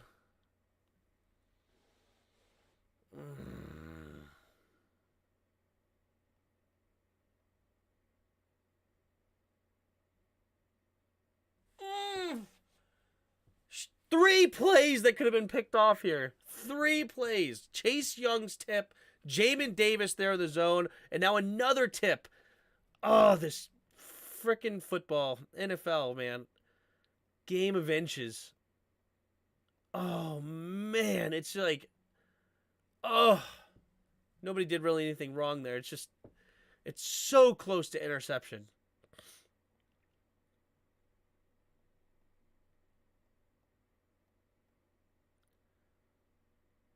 Oh, it's just, it's an art form, man. It is an art form. Watch the blocking here, man. I mean, it's just beautiful. This is the Shanahan run scheme at work. Look, he's looking for this. He's looking for the linebacker. This is his job. He's going to go under here. I'm curious what 64 does. If I was 64, I would just go to the next level. You want to undercut this? I know we're running this way. I'm not going to bother with you anymore. I'm going to go up and go make a block up here. McClinchy's looking at Mayo. We have McCaffrey looking to lay a block. We have Kittle going to the outside. Oh, he doesn't. Oh man, I wish he. I wish he would go up and make that block. You want to go under here? That's fine. We'll go block it up there. McCaffrey setting the block into St. Juice. He sees his guys over there. All right, I'm going to help Kittle. If Kittle wants to go outside, I'm going to help block this. McClinchy making a nice block here. This is out of control. Bad angle here by Forrest. Bad angle by Forrest. Bad angle. Why are you here? Why are you ever here? Why aren't you out here? You're the last line of defense. Why are we doing all the way up here? Get out here, man. Yeah, bad angle there. But beautiful block here, sealing off. Great block there by, you see, Kittle got up to Juice. McCaffrey takes off this. Nice seal block. Yeah, Forrest needs to be out here. What is Forrest doing, dude? That is a terrible angle. Forrest. Everything else was just great blocks by them. Great plays. But Forrest should be out here. You're the last line of defense, dude.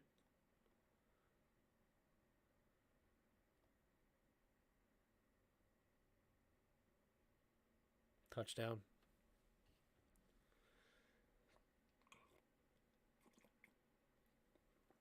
Willie Snead is number 83, huh?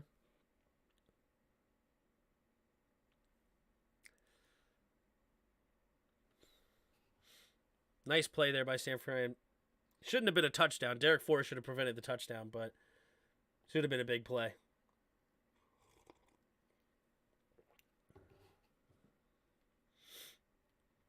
See, every once in a while, this is why it's so important to be coached properly. Because every once in a while, one player on the defense could make the wrong move, and then it busts for a 71-yard run.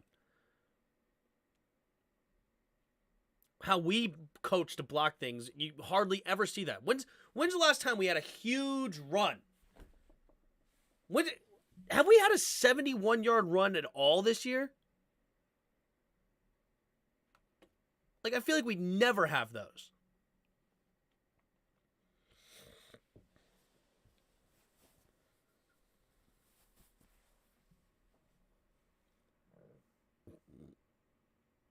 Man, it should have been 7-0 us instead of 7-0 them. Hand off to Jonathan Williams. Not much going there. Okay, Switzer getting up to the second level. Respect. But we're not going to block Warner. Leno. Guess who doesn't get to his block? Leno was so bad this game. Oh my gosh. We just don't block Warner this game. Just don't block him.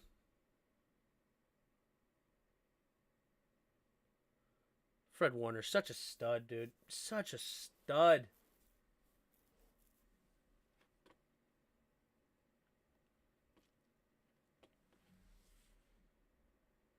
Quick throw. I like it. Nice run by Gibby. Get the first. I didn't see the holding the guy was complaining about. Where's the holding? is there one? Meh. No way you call that. Good no call.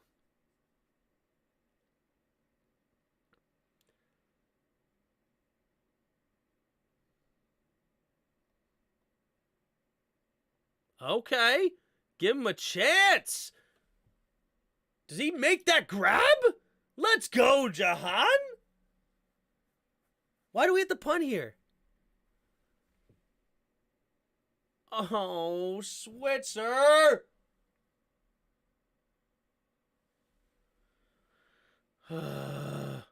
Now Jahan Dotson wants to catch the one where there's holding. Earlier in the game, there's no holding. You don't want to catch it. Now you make this grab. Sun wasn't in his eyes.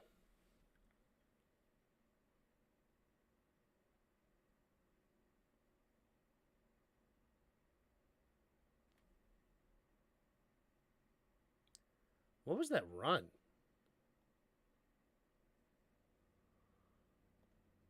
What is this?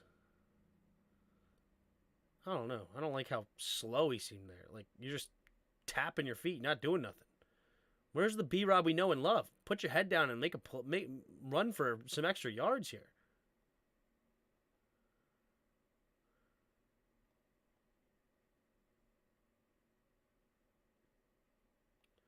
Who's supposed to make a block here? Let's see what's going on. Where's the blocks?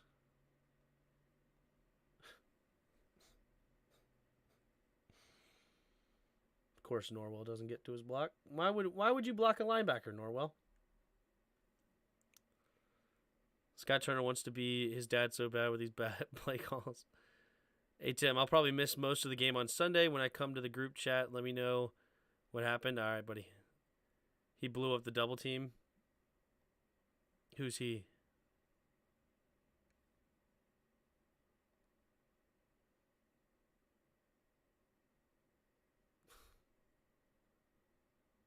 Is that... Oh, good play by the corner.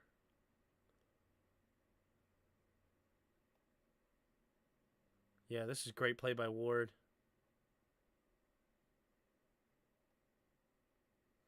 Nobody blocks him.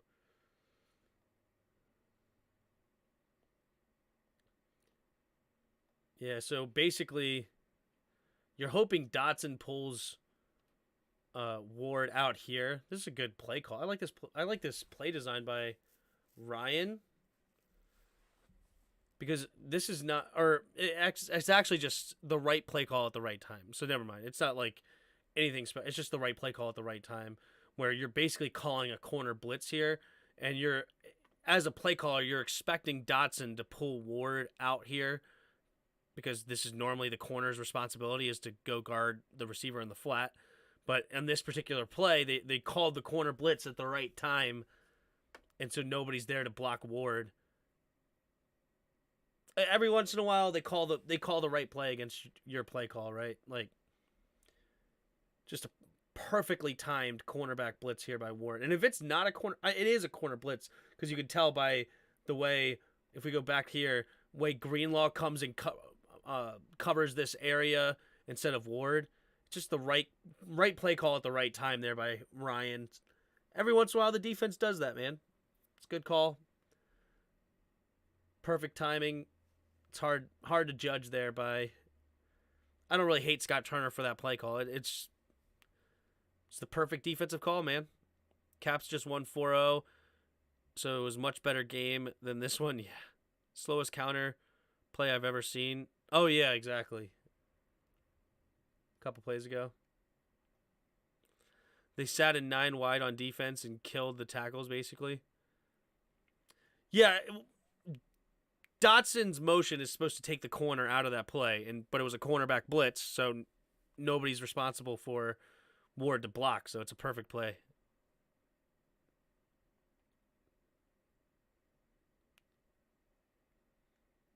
What in the world was that throw? All right, so there's a low snap.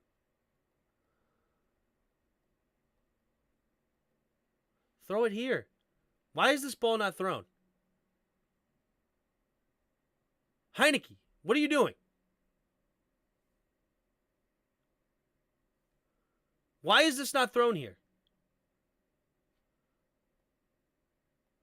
Why is that ball not gone? You have the look.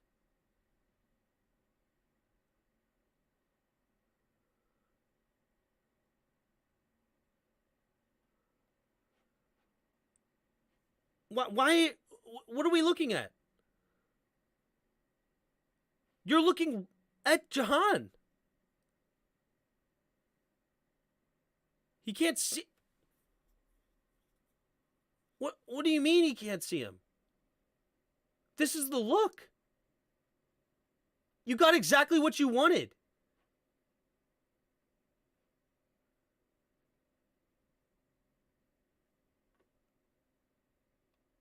What are you looking at here?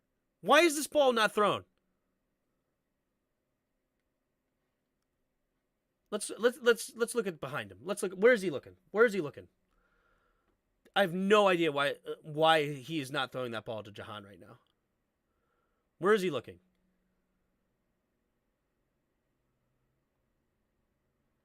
Right here, right now. Why is that ball not? He's looking at Hufanga. Hufanga's in the middle. The other safety's in the middle. He's looking at these safeties. Why is that ball not thrown? You know Jahan has a corner. And look, he looks at Jahan.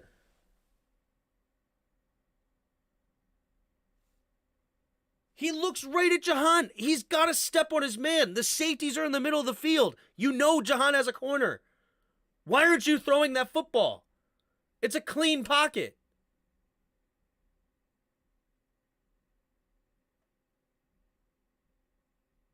What more do you need?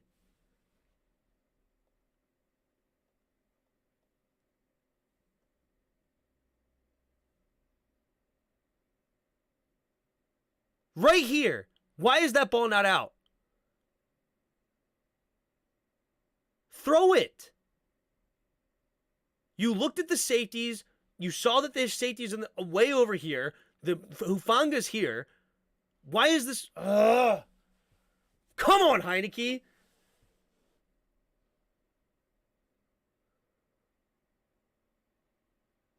You just float that thing out to here. Jahan runs right under it.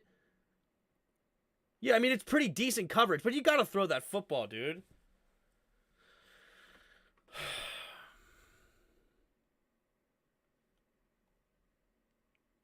He floats that ball. It's an interception guaranteed. Do I need to go back to the two plays where Jahan Dotson completely just completely destroys the DB? Do I need to go back to those two plays? Where the one was called back by the holding by Wes Switzer, and the other one, Jahan Dotson just drops it?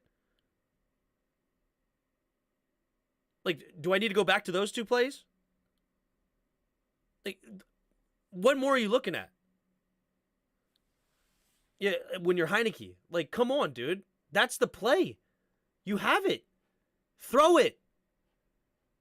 He's got to step on his man. You throw that out over the top. You give your dude a chance. And what is this down? This is 3rd and 11. This is 3rd and 11. You have one-on-one with your first-round pick. Throw the freaking football. And if it's intercepted, so be it. It's a punt anyway.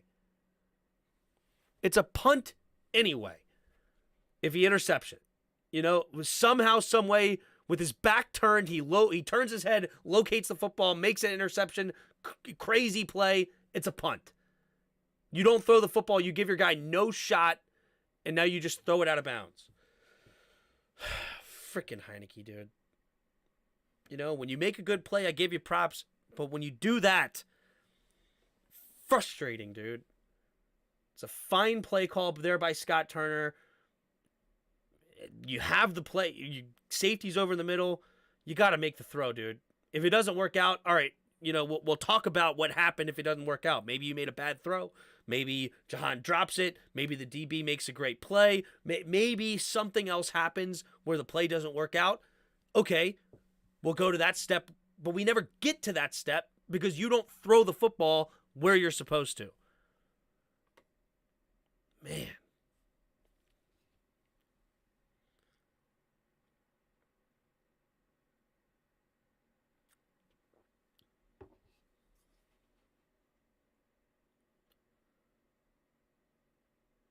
Woo! Okay. Thank you, Jennings. I mean, great route. You're wide open. Hand us one. Okay. We take those. We take those. Thank you, Jennings. We'll take it.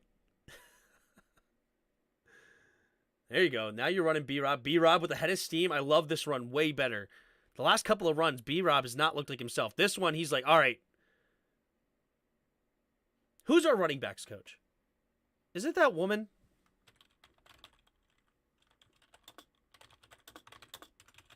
Is she the actual running backs coach? Or do we have another running backs coach? Randy Jordan. Randy Jordan does a good job with his running backs. Jennifer King. His assistant running backs coach. Okay, I don't know if it's Jennifer King. I don't know if it's Randy Jordan. But I've noticed now a couple of times this game where I've called out B-Rob for doing something that he shouldn't be doing. And then immediately the next drive, it's changed. And that's to me, that has to be coaching. The coaching is out there seeing something like, yo, B-Rob, what are you doing? You missed the backside run. The hole was there. Next drive, he looks for the backside. We get a 9-yard play. Coaching. The last drive, we saw him tiptoeing a lot, jump stepping, not getting his full head of steam. First play, we hand the ball off to him, head of steam, just like the old B-Rob we know and love. Coaching. Good job with your rookie.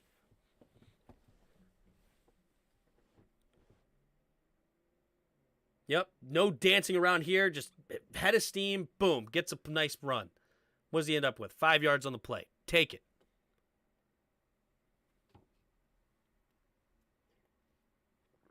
Heinecke in the shotgun. Hand off to B-Rob. Cuts it back. Look at that. Cut back lane and everything. We see back-to-back plays. Head of steam, cut back. Nice. Quick decisions, too. Presses the hole. Presses. And now it's all right. I'm going to cut. Nothing's there. Boom. How many on that one? 4 yards. Beautiful. Beautiful.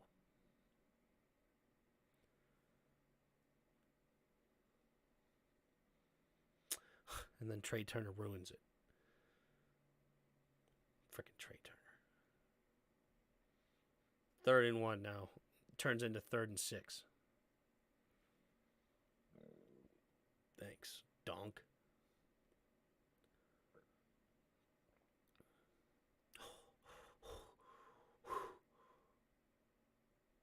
Holy crap, how does he make that catch? Horrible throw by Heinecke. How does Jahan make this one? Holy smokes. He runs a great route, gets the separation. Holy crap. How does he make that catch? I thought that was going to be an easy first down when I was looking at that play at first. I saw it coming. Like, you could just see the slant pass, the separation, one-on-one with the linebacker. Don't put a linebacker on me. Oh, he gets them all turned around. Easy pitch and catch right here. And it turns into not such an easy pitch and catch, and yet somehow we get it. Okay. All of a sudden, Washington turning into a luck box. We get that pick off a play that should not have been picked, and we get a first down off a play that should have been picked. All right, we'll take it. Nice concentration there by Jahan Dotson to come up with that grab. All right, Heinecke in the shotgun. Play action. Ooh. And Leno.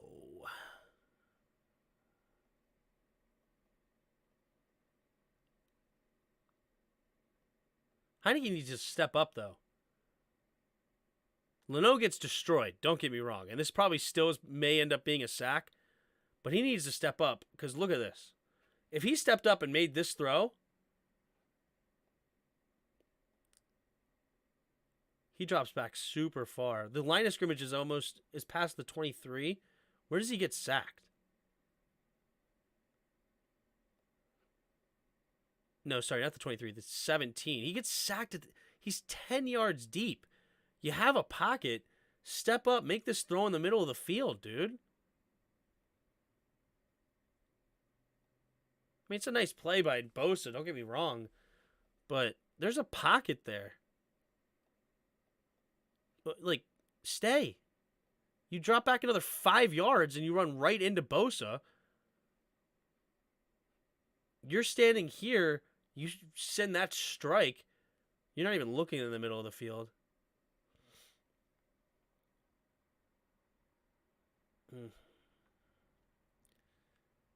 Heinecke's not playing great, man. He had that one play where we gave him all the props. Beautiful play. Outside of that, I am not impressed at all with Heinecke today. Heinecke is having his worst game by far.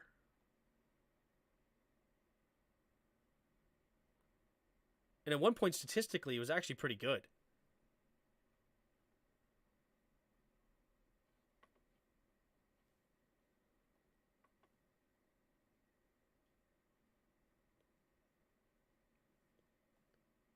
He looked like he was about to raise it. Maybe. Does he have a TD up top? Let's take a look.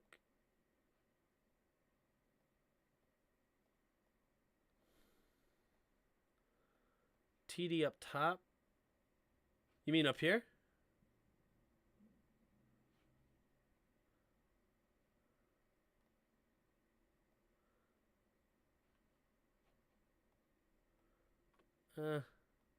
No. There's not much here. What he had was the middle of the field with Curtis, or you could drop it down to Logan here, or check down to Gibby. Like what he has is the middle of the field right now. He's trying to work Jahan one-on-one out here, but for some reason he's taking like. Why are you just sitting on the longest developing route? Like, go through your progression first, right? Like, this is a long developing route. You go in, up, and out. First, you got the up and in. Look there, right? Like, go through your progressions. Like, why are we just locking in on one route that takes a few seconds to develop? It's not good.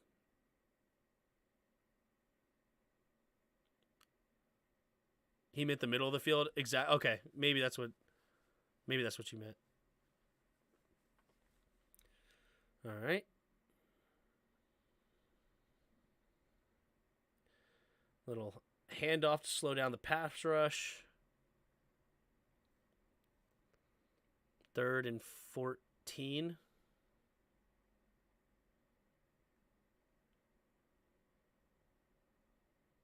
All right, 3rd and 14 here.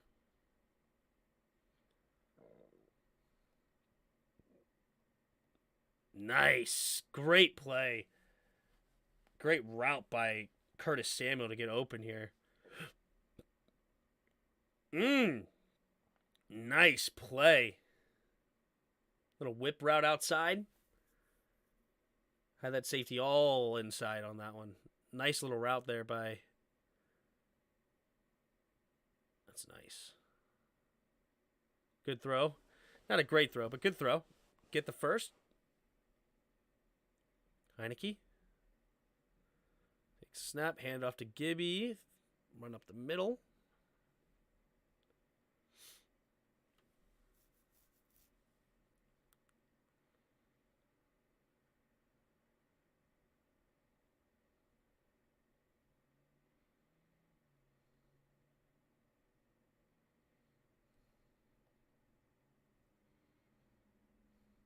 Nice throw.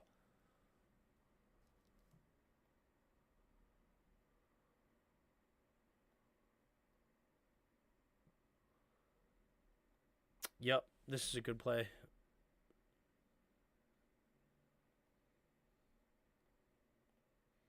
Attack all 3 levels. You got here, you got underneath, and you got the corner. You also got the backside angle trailer here to come right here. Very common play. This is a play you see on Madden all the time in the red zone, right? You have the little hitch that sits in the middle. You have the flat route here to get to the bottom of the end zone. You have the corner route attacking the back of the end zone, and then you got a trailer coming right here to the middle.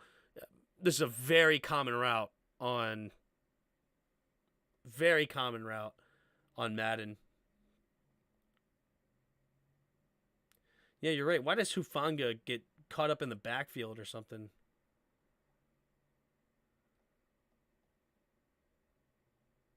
Yeah, Hufanga does not locate Jahan here.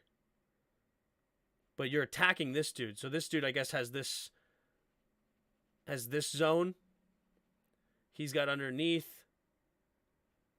So Hufanga thinks that the corner has back here. So he's going to go attack here. So now this guy's screwed. If he goes back, Williams is going to be open. If he goes with Williams like he does, now Jahan's open.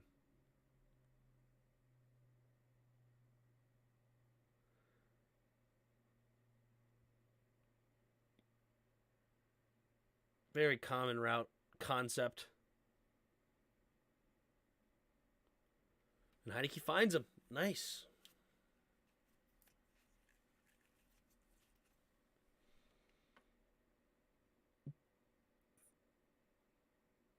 I know you've seen this play in Madden. Hold on. Crap. What is it? Madden goal line pass.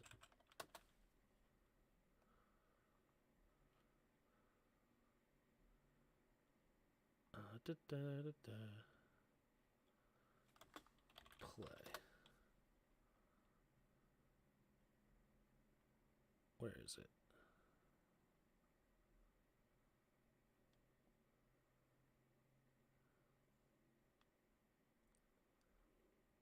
I don't remember what it's called in Madden. That's the problem.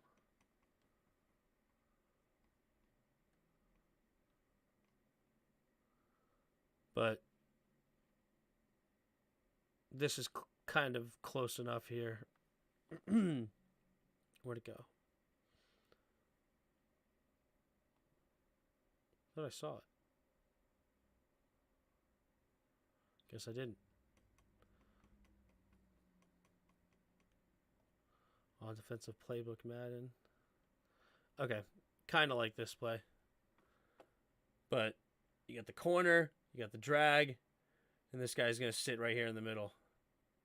And then on this particular play, you also had the backside tight end, or receiver in this case, kind of run an angle to get attack the middle of the field as well.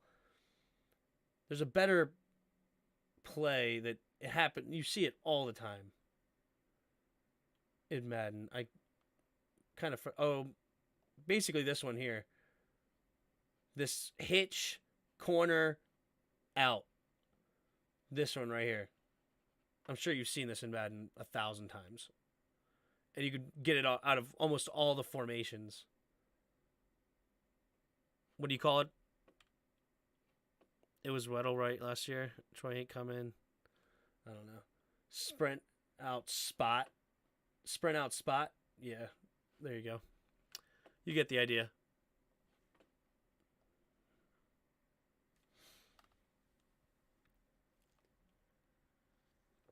John waggles in and then out. Safety thought he was going inside help. Kevin, PR. That's actually probably a good point. Let's take a look. Maybe we're not giving enough credit to Jahan here. Yeah, a little wiggle here.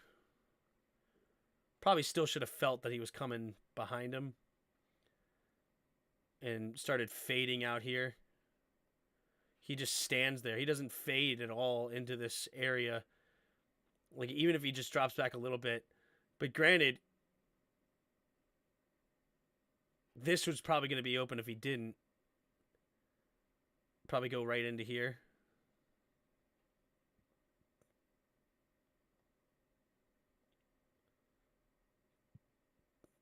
And then also, let's look at it at this angle.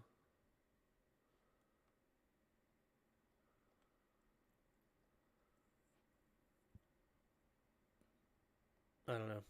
I was thinking to see if he had a running lane, but I didn't really see one.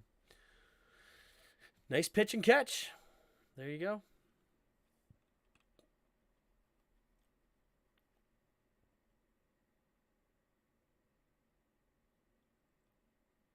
Can we just trade him for Troy at this point? Troy ain't coming back. That's funny. You don't like Hufanga? Hufanga made the Pro Bowl. Don't like Hufanga, huh?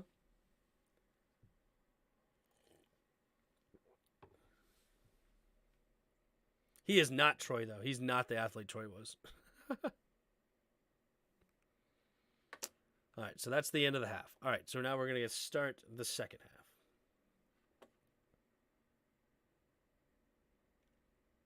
He's responsible for a lot of touchdowns this year.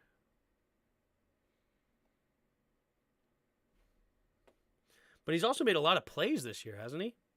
So you kind of take the good with the bad.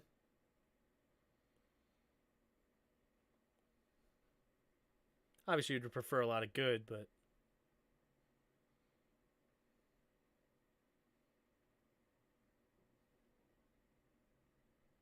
He's like a Diggs situation. I can see that. Trayvon Diggs.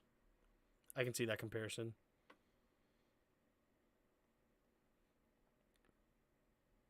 Woo! Nice catch by Ayuk. Nice catch.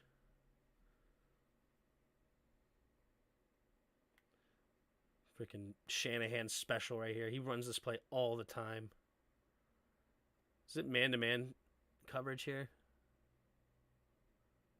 Or are we in zone? Zone.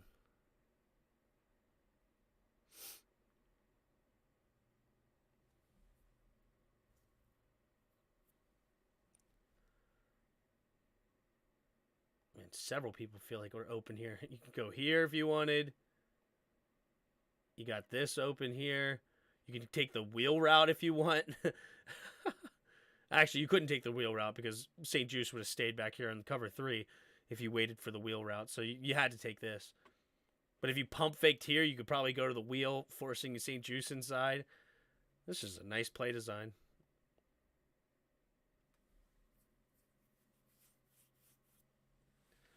Nice play to beat cover 3.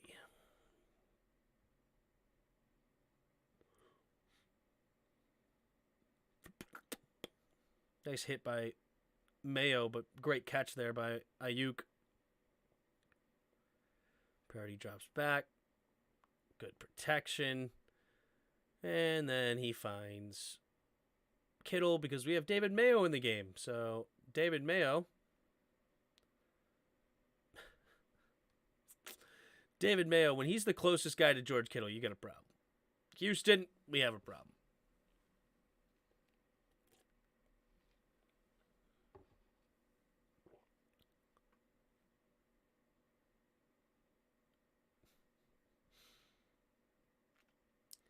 With Cameron Curl hurt, we had 0 people that could man up with Kittle on our team. Like, literally nobody. Unless you bring St. Juice, who's got some decent size, and maybe man him up, but then you're going to leave Ayuk open. But I guess you have Fuller. I get like you literally had to bring St. Juice into the slot. Unless you had Jamin Davis stay on him. But I still think that George Kittle wins that matchup with Jamin Davis. But Jamin Davis is the only one besides St. Juice that has some of the athleticism that could have maybe stayed with Kittle. But I wouldn't think that. I would still give Kittle the edge. Curl's the only guy on our team at all that could hold his own with George Kittle. And that's high praise for Curl because George Kittle is obviously amazing. Who do you think will be the QB for 2023? That's too early. We'll have to see. We'll have to see what happens in the next 2 games with Wentz. If Wentz plays well the next 2 games, I think Wentz. If Wentz stinks it up and we miss the playoffs, I think Wentz is gone. Then we go to Howell or maybe a rookie QB if we draft one in the first. You can tell that we're missing Cam Curl. Yep. Juice is still hurt. No, Juice is in the game. He's right here, right? That's 25. I've seen 25 in the game. Yeah, that's St. Juice right there. Fuller's over here. In other words, beat the Sixers today. DC Sports Day. Nice. So let's watch this to ruin it. Golly. Let's watch the run blocking on this. Let's just watch it.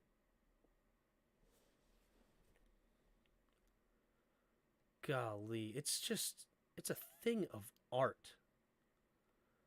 Watch the center, dude. Watch the center and the guard work right here. This is how it's done. This is the masterclass of how you handle an all-pro level player, or at least a Pro Bowl player, in Jonathan Allen.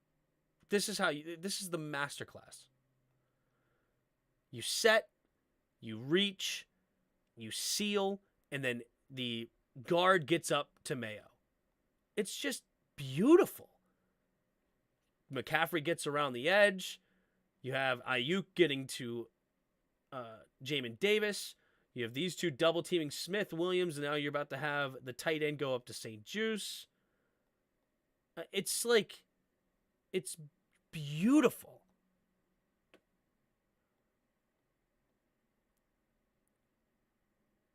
I don't know why every coach in the league doesn't teach it this way.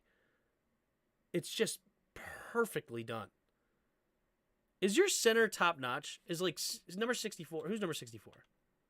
Is he highly touted? Jake Brendel. I'm not familiar with this guy at all. Is he some? No, he's only 65 overall on PFF. No, he's considered not that good. And yet it's just done perfectly against Jonathan Allen.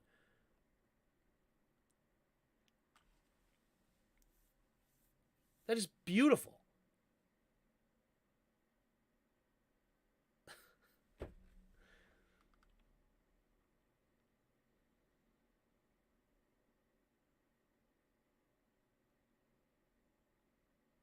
Chase Young, baby. Chasing McCaffrey down from backside. Let's look at him. Look at that. He's showing some speed. Some explosion. He looked healthy there. Look at Chase. Chasing him down from the backside. He's a little hesitant there. But overall, that looked good.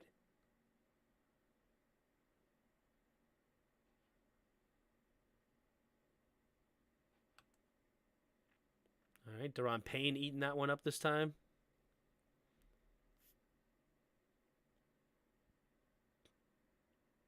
Yeah. See, there's the bad center that you were talking about. There's not such a good play. It's a run up the middle, and he over pursues it.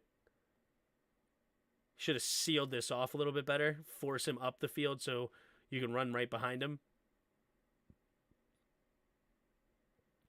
Nice play by Payne. Nice play.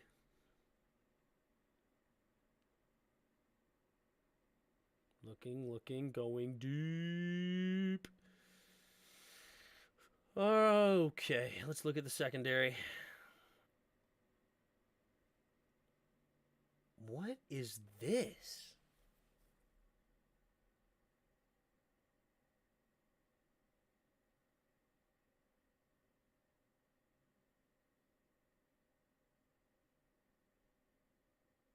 Is this cover 2?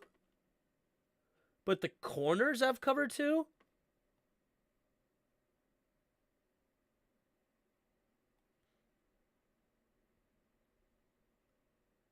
Or is this just one of the worst plays you'll ever see by a free safety?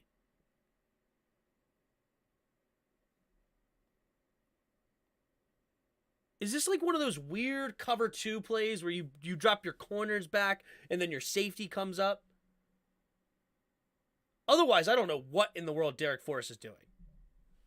I have no clue what Forrest is doing other than that. That's my only explanation.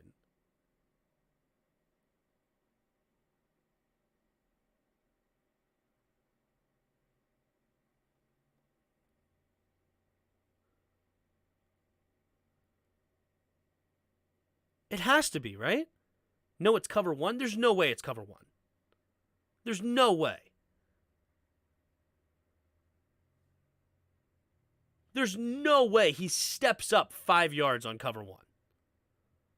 That's impossible.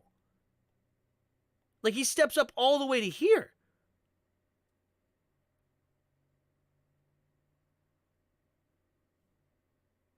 I'm so confused. Bad eye discipline? No. This is way worse than eye discipline. Like, if he's the deep safety here, what up, Dubs? If he's the deep safety here, this is way worse than bad eye discipline. If it makes you feel better, it wasn't thrown to him? What do you mean? Like, he's lost. This is not eye discipline. This is off snap. He just steps up.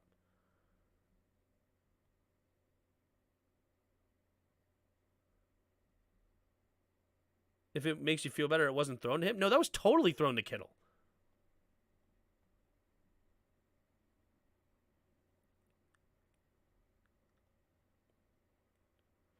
He's looking right at Kittle, right? Like, let's look at this. Or who is he looking at? Is it thrown to Ayuk? Or McLeod? Let's look at his eyes.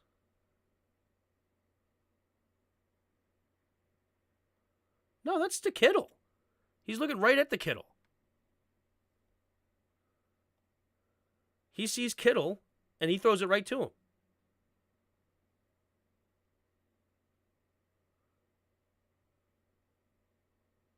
Just open down the middle of the field. And then McLeod catches Kittle.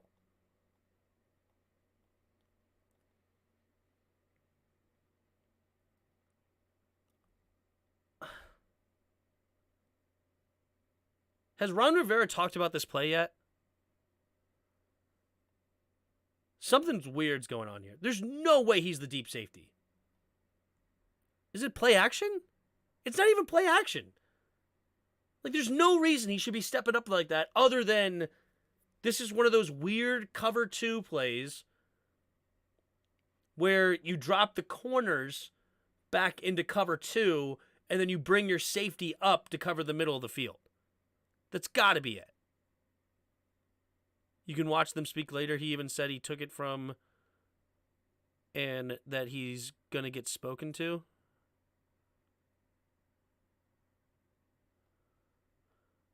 Well, Kittle may feel like he took it. Yeah, because Kittle is probably supposed to run in the middle of the field here, right? But Kittle's smart, and he sees, oh, wait, there's nobody in the middle of the field, so I'm going to run to the middle of the field.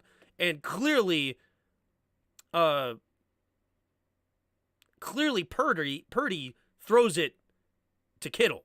Like, he's looking right at Kittle and sees wide open green, right? Like, I mean, I can see Kittle thinking he stole it, but he does the right thing here. Like, there's nothing to be talked to.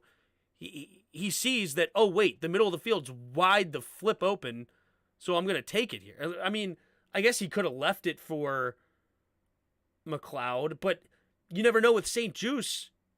Like, basically, he seals off St. Juice.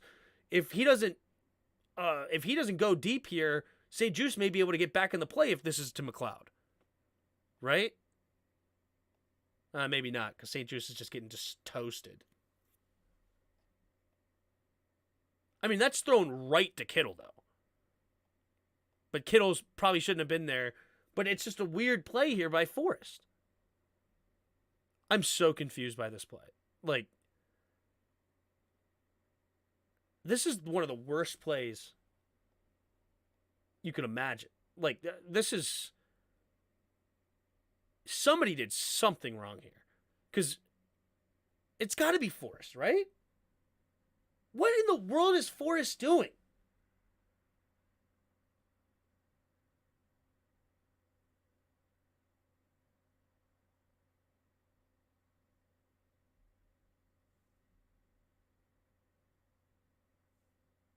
It's got to be Forrest. Right? This is one of the worst plays. It's so bad I'm confused on what the play call was. But it looks like cover three.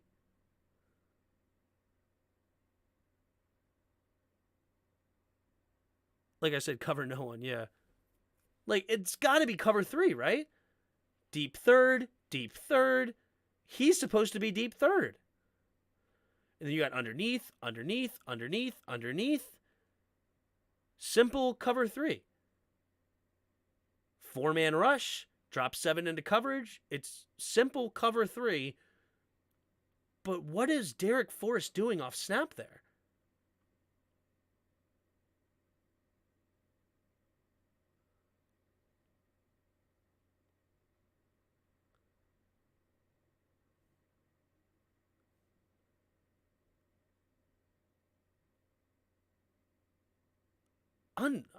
Like, I can't even justify it in my head. You know what I mean? Like, sometimes I'm like, oh, he saw this. Oh, well, this happened. Like, there's no play action. Like, this is not his responsibility. Did you not get the play call in?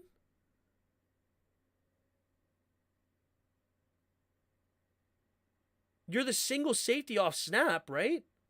Like, McCain's in the box, right? Yeah, you're the single high safety. McCain's here matched up in the slot. I'm not sure if this is a corner or not sure who that is for sure off the top of my head. Is that Reeves or somebody? Yeah, I think that's Reeves. Yeah, that's Reeves. So you have basically Bobby McCain playing the slot, Reeves playing in the slot, and then he drops into the flat area for the zone. Like, this is gross.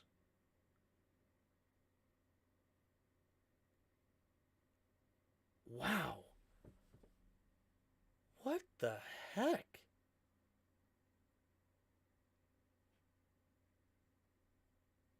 I don't know. We'll have to move on to the next play. I literally, Tim, it's simple. Yeah, like,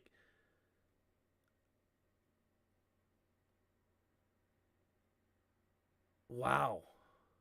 That was the worst play.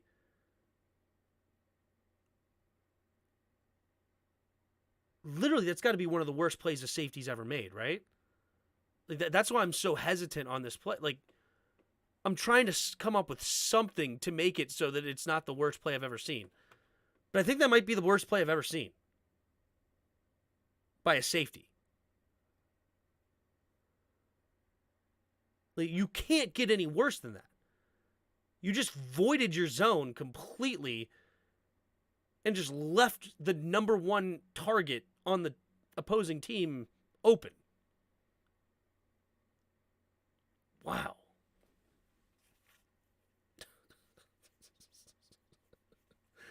All right, on to the next one.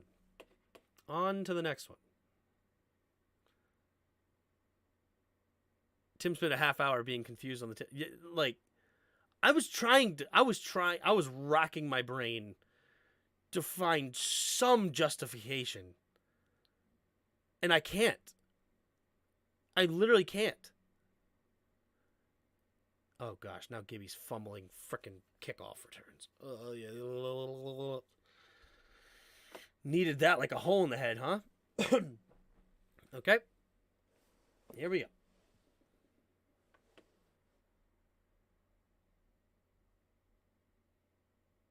B-Rob running to the outside. Not much there. Guess who we don't block again?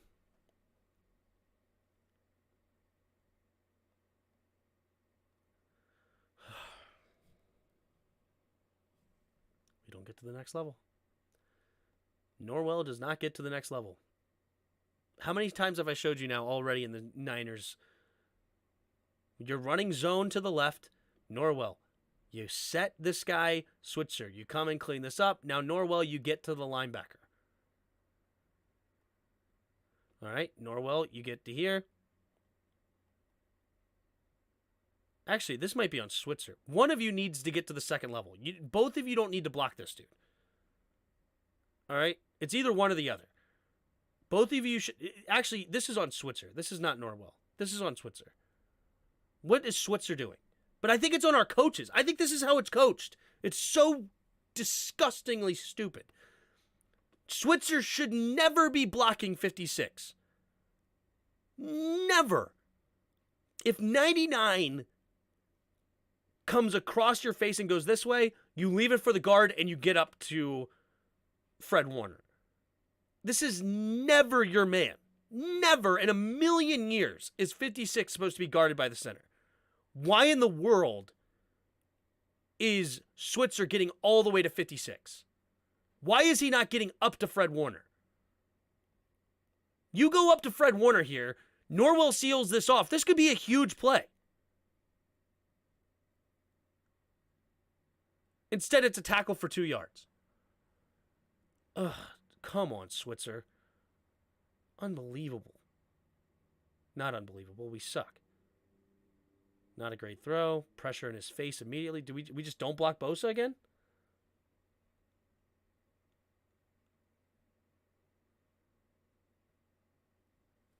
Huh?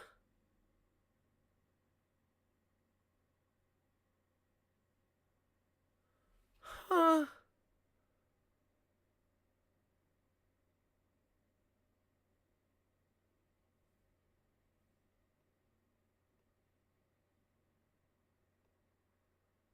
Is this actually play design? Is this real life?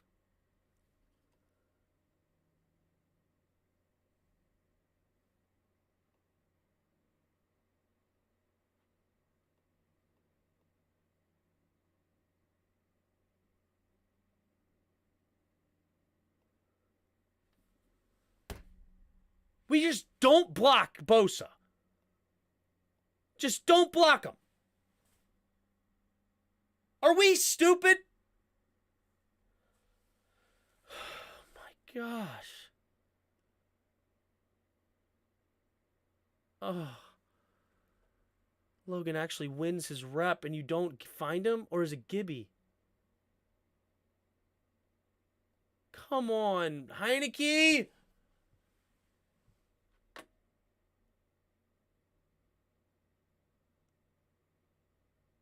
Yuki, you weren't lying, bro. I'm so mad about this third quarter.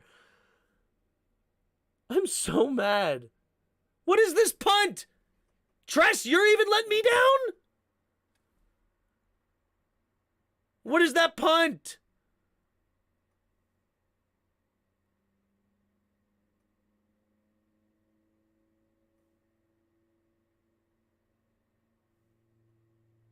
That was second down.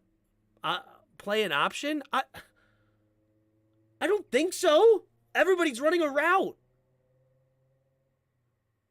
And they pass blocked. Except they didn't block Bosa.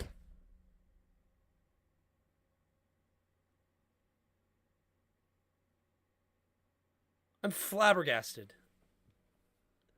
What Coach Simple said, no effort. I am flabbergasted. Fine.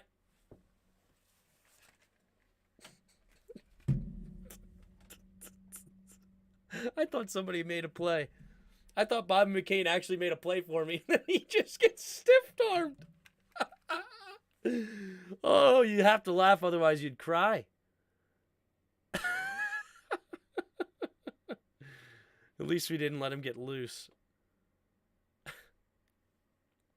Oh my gosh. McCain makes a great play here. And then gets stiff-armed.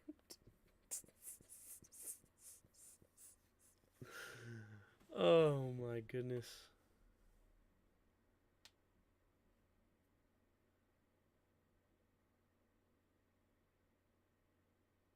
What a grab.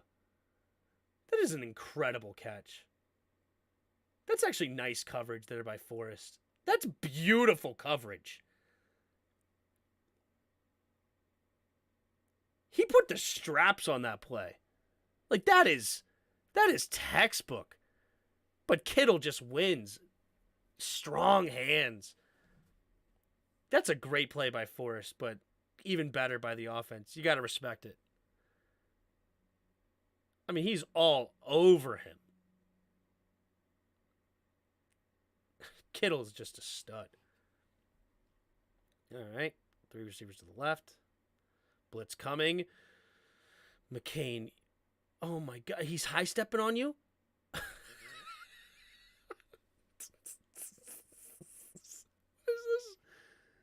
What is Purdy doing?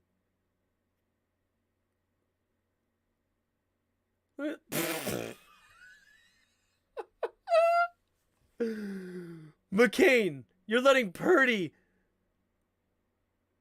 What is this? What is the?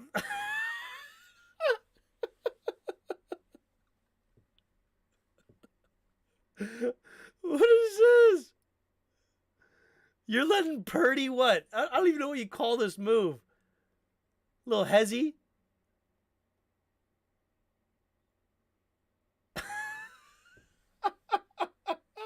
And then spin move, avoid, and throw it away. What the heck is going on? What am I even watching right now? Am I watching football? Like, what am I watching? Thank you, McLeod. Thank you, McLeod. All right, there we go. We force a punt. Shoo.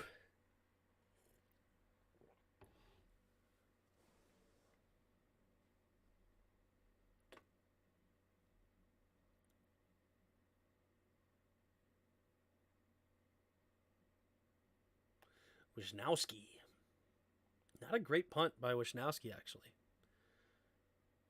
Not a great punt. I will take it. 25-yard line. Handoff off the middle. And guess who's getting destroyed?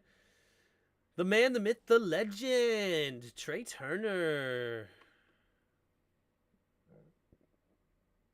Just... Trey Turner blocks nobody. Don't block, don't block. Nice. And Wes Switzer.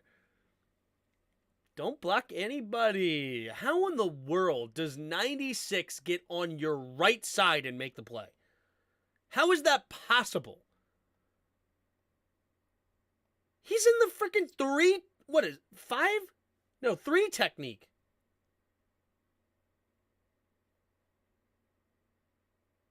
How does he get from the B gap to your backside A gap? How is that possible?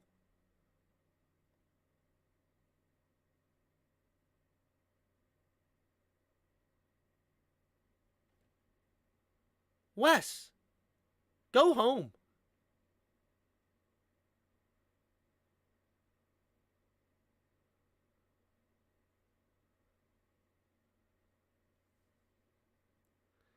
Everything fall apart. You ain't lying, dude. 9 for left. The Commanders are trash.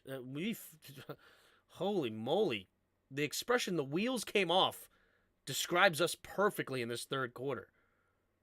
And when we're doing things that I'm just like, I don't know what to say.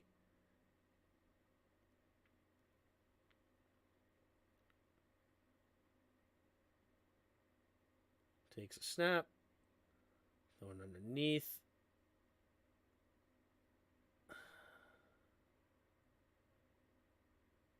What is this? Third down. Third down and 4.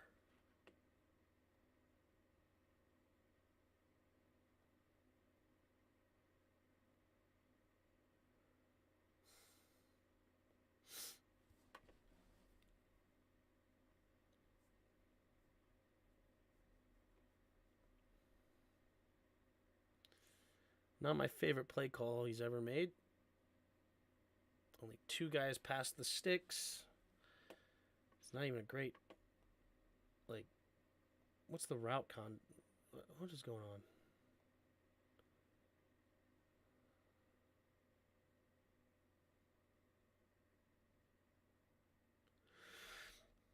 Yeah, I mean, I don't know.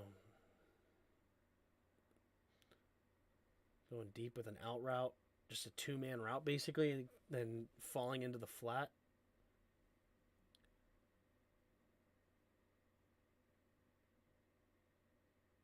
That's your go-to 3rd and 4 play there. Terry was wide open. He's only open because we're throwing the ball underneath.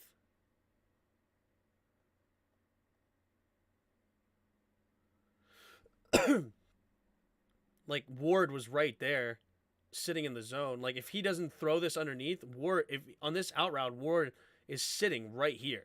But the only reason Ward comes like voids the zone is because the ball is already out. But if he tried to throw it right here, I mean, Ward's just going to have an easy interception. And the same thing goes with the deep route, right? Like Hufanga has the deep route covered, but he leaves it B because it's underneath. Everyone should be paid based on performance, no monetary penalty for failure.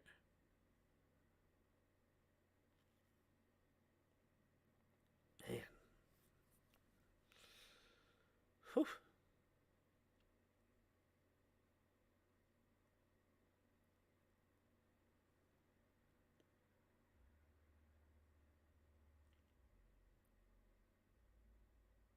Look at the middle of the field.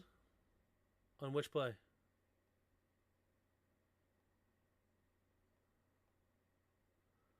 Look at the middle of the field.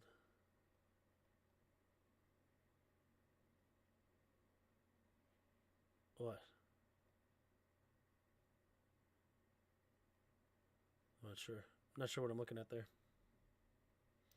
What did you want me to see? All right. So 4th and 1.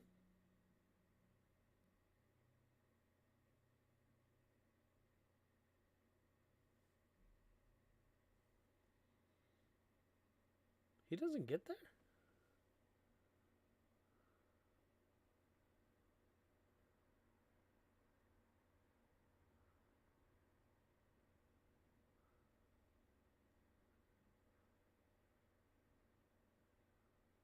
Guess not.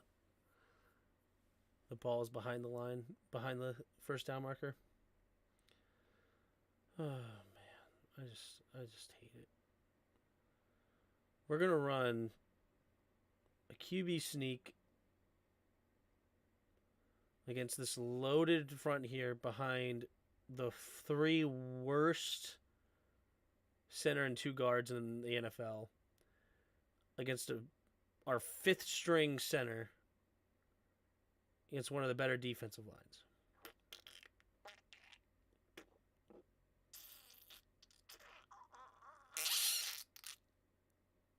In our own territory.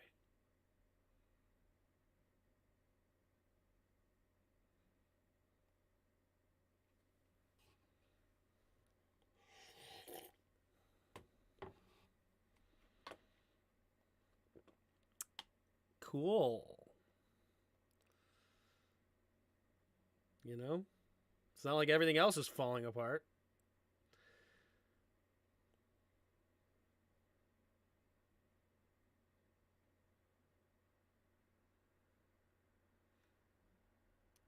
Is that caught? What a catch by Ayuk. Looked like that should have been intercepted. Holy crap. Dude, why does Jeremy Reeves look like he turns into like that NFL blitz player and all of a sudden he just like flies an extra 3 yards like he shouldn't at the end of that play? And somehow that's caught. What a catch.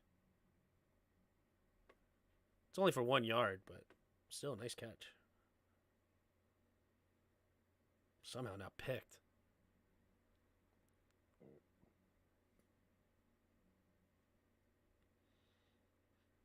Ooh, ooh, ooh.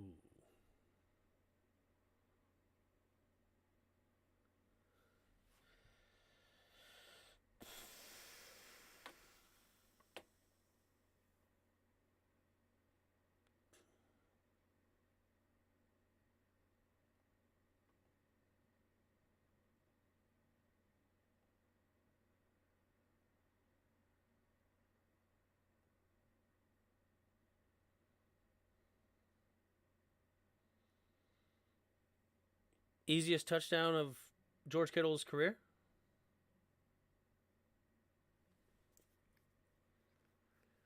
I mean, are we going to try to tackle him? Like, try?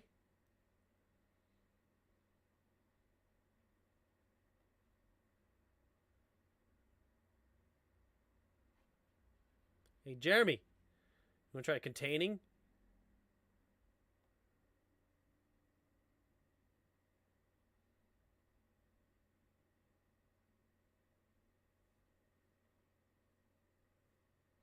Yeah, Kendall Fuller got absolutely destroyed on that play. All right, so now we're down 21-7 because we went for it on 4th down. Their own 35 after a horrible play call where we only run 2 guys past the first down on 3rd and 4.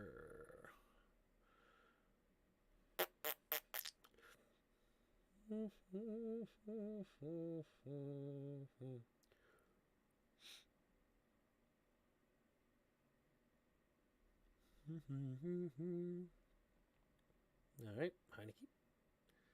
Man in motion, takes a snap, quick throw over the right side. Okay. I like that. Quick decision, finding his guy.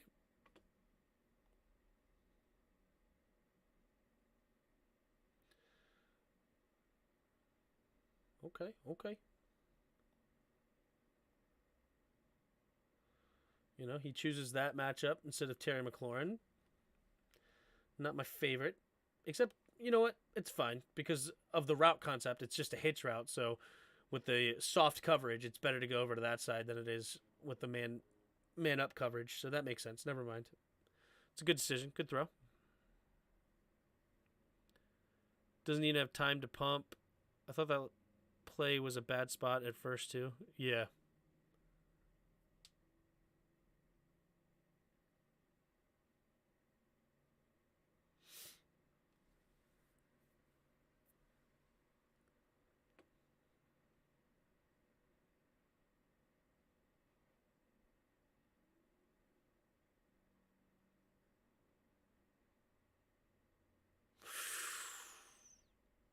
This is why you give Terry McLaurin a chance, baby. You just give him a chance. Granted, I know it's not Ward. I guess Ward got hurt because he's not in the game right now. But you give him a chance. And he makes things happen. Let's go. Let's go.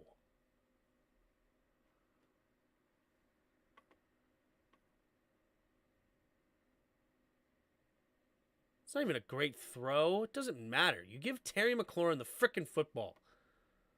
That's why you paid him all that frickin' money. Hand it to B-Rob. B-Rob cutting it up.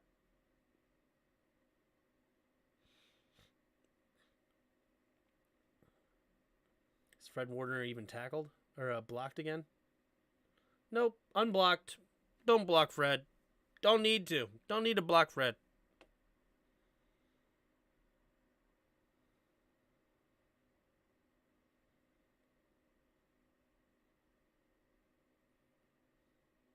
Give me that, Terry. Just throw it to 17. What are we doing here? What are we doing here? Just give it to 17. Just find a way to get it to him. Find a way. Uh-oh. What are we at? Oh, shoot. We're going to go back to the beginning. We're at 44-26. 44-26. I think it's going to send us back to the beginning right now. He had all day. Yeah, no, finally. Ward was hurt. He came back in the 4th. Got it. I knew it was going to take us back. What did I say? Shoot, I already forgot what I said. 44-07?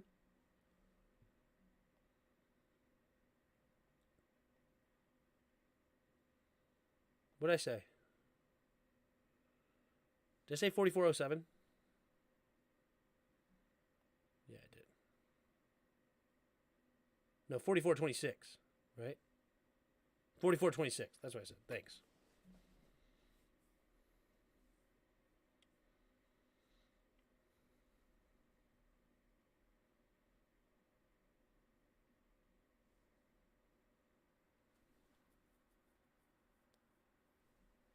Thank you, everybody. You guys are awesome.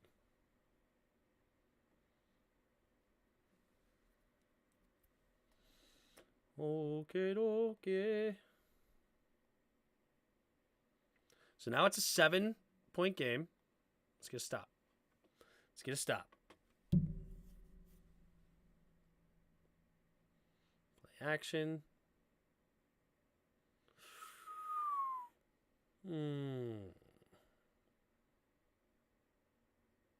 Not quite a stop. That's a great route by Ayuk. That's a nice route by Ayuk.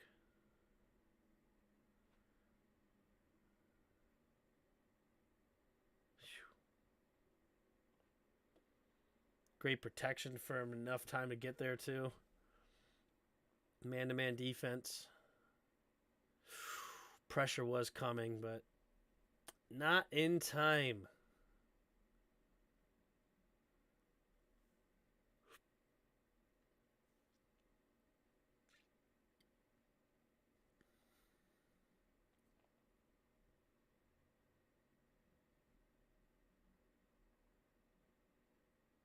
I think I was listening to, what's his name? I was listening to Jarrison Protech on these couple of plays, I think, for like a minute. Wasn't watching the game, just listening to them. Allen makes a tackle.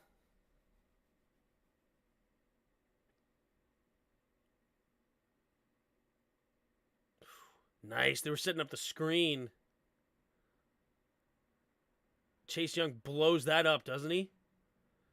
He's like, absolutely not. You're not throwing the screen in my house.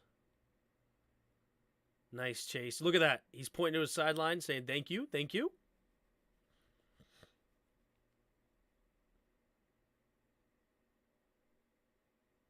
He made Purdy think, and that's all that mattered. And then he's not allowed to throw the football anywhere else because Trent Williams was downfield illegally because it was a screen. And I think somebody else was downfield too. Oh, a little false start.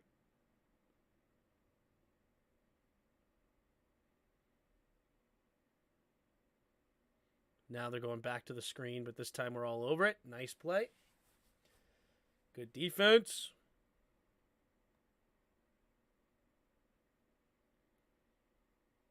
And then they forced a field goal. All right, now we're down 10.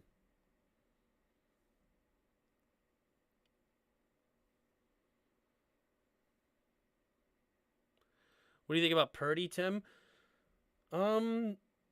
This game overall, I don't think he's been in like all that impressive. I think he's okay this game.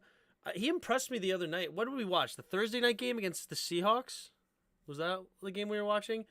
He was pretty good that game. I was pretty impressed. This game, I mean, he's not been bad, but I don't think he's been particularly special either, right? Like, I'm trying to think. I think it's just an okay game today. Yeah, it was against Seattle. He was pretty impressive against Seattle. Today, I think it's... I don't have anything negative to say, but I also don't feel like I'm watching like a great QB play. Am I crazy? Like, should I be more impressed by him today? I don't know. I think Father Williams is behind us.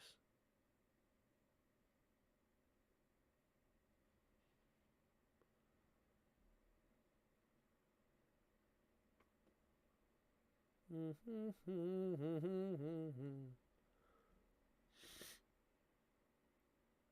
little jet sweep. But they're all over it. I don't hate that play call, though. Jet sweep to Curtis Samuel. That's a good way to use him. Oh.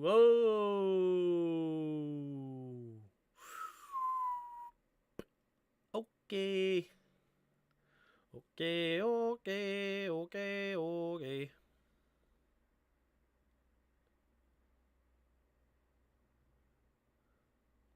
There's that max protection you're talking about, and we have nothing.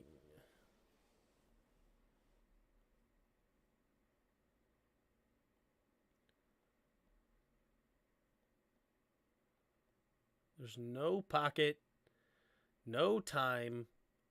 Nobody is ready to be open. There's nothing here. He's trying to get it over to B-Rob in the flat just to get rid of the football and not take a sack, but instead he does take a sack because our offensive line is terrible. Terrible, terrible, terrible, terrible, terrible, terrible, terrible, terrible. What is this? What is this? What are you doing? What are you? What is this design? What are you doing? What is Bates doing? What is this? What is that?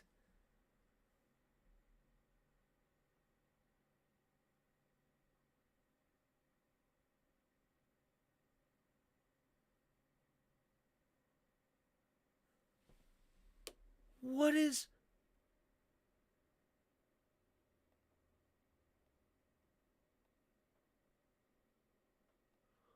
What is Bates doing?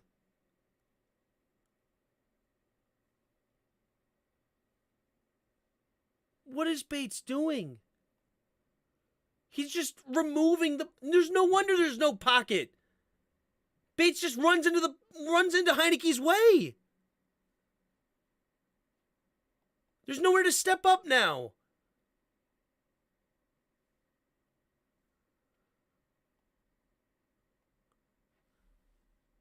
What is this? What is that blocking scheme?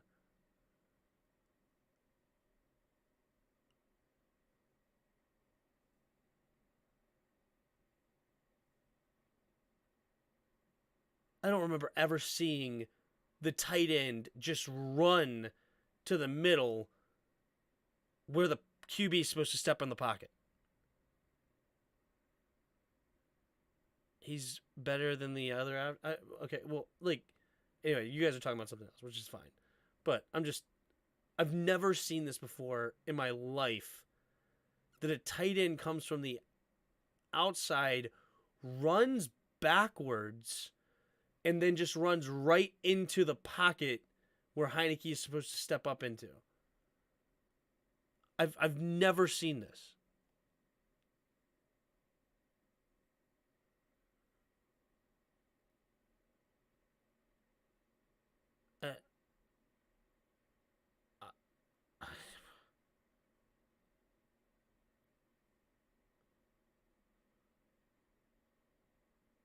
Defense steps up and holds him to a field goal here, though, I see.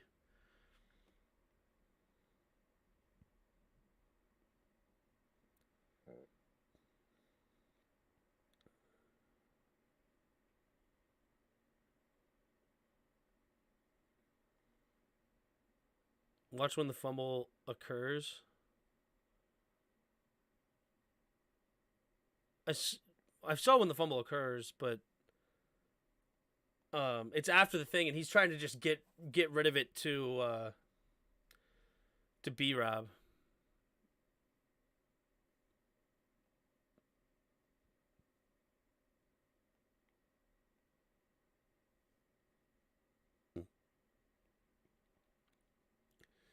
Defense does do a good job, though, to step up and not let them do anything else here. Defense tried here. I mean, we set the defense up. I mean, don't get me wrong. That horrible play by... There's some things we did wrong, but the offense has definitely not done the defense any favors in this second half.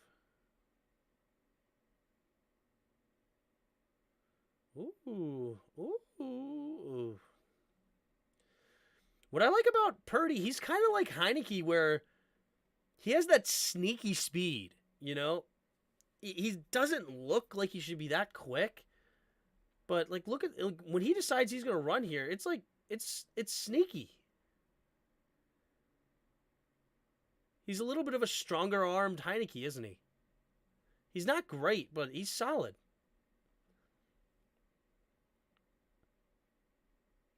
What's up? Cherish me.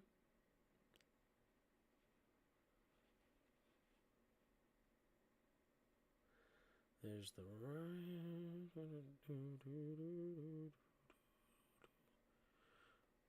You can't get rid of a 4-pick bust before his contract. True.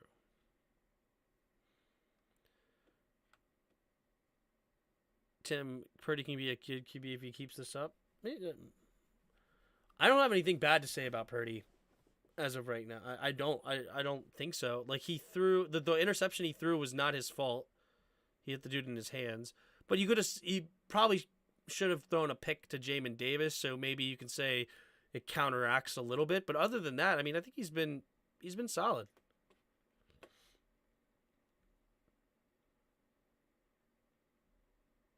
Handoff up the middle.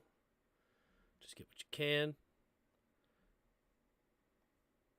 I was ticked when everyone blamed number 4 for the fumble. He's not a number 1, but dang. Yeah. That was just, the play design there was unbelievably ridiculous. See, I've seen this before. I've seen this where the tight end comes across the line, but I've never seen a tight end start here. They snap, and he just runs backwards right into the middle of the pocket. I've never seen that before. This is common, right? He comes and then blocks the backside D end. Okay, that's common. Whether it be on a pass play or a run play. But that, I've never seen it before. I've never even heard of that. Somebody else can find me a play where it works. Oh. Does Heinecke...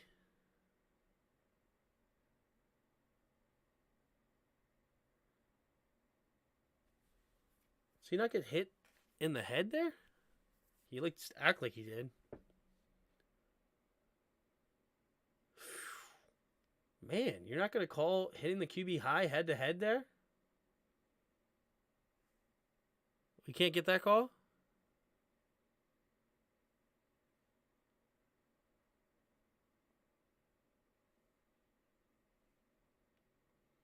I think it was more chest.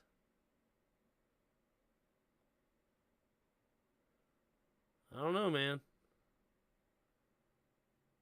Looks pretty head-to-head to me.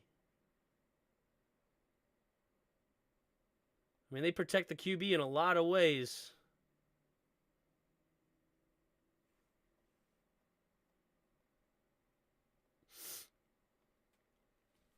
It's fine. It was not a good throw by Heinecke. Does he get hit as he throws, or is it just a bad throw? Yeah, it's just a bad throw. He tries to flick it out there to B-Rob. Just tries to flick it out. Doesn't work. Now it's another field goal. Okay, we do get a stop here. That's good. He ran over a stunt block. It was supposed to go flat. You're talking about the one that already ran in the middle right there? I guess. I don't know. I hated that play. There's no way that you ever do that with your tight end in that situation where you, on a pass play where your tackles are going to set, they're going to set into a pass block, that you have your dude run backwards and into the middle. Like, there's no way that that's ever a good move. Like, it just doesn't work. And then he just sits into the pocket where you want Heinecke to step up into. That was weird. How do you think the Browns and Cowboys games go? I think... I mean, we have a chance in both games. I think the Browns game is pretty much a 50-50. Maybe they should be slightly favored. I don't know what they look like this week, but what was the score of their game this week?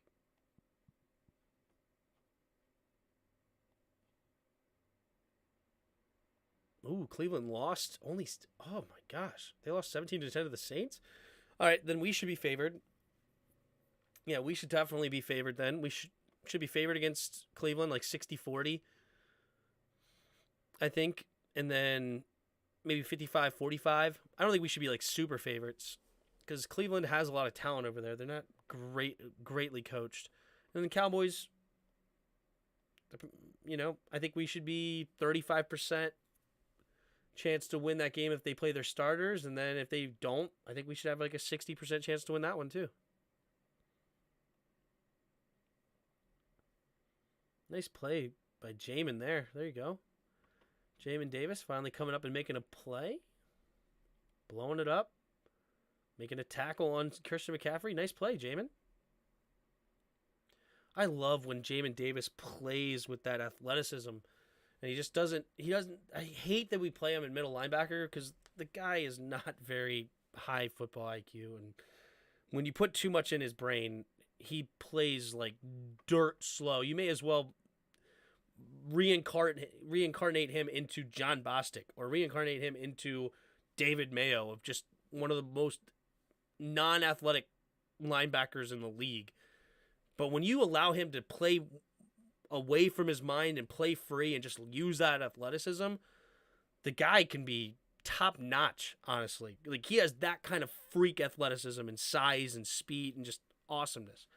But we put him in a horrible position. They have Denzel Ward. True. That's fine. I mean, they have good players. Myles Garrett.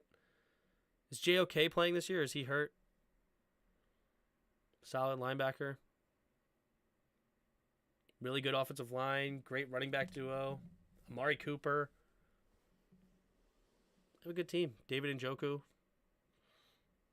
He got smashed at the throw. Yeah, he like flicked it out there. I think JOK is out for the season. I gotcha. Little Robbie Gould from the left hash.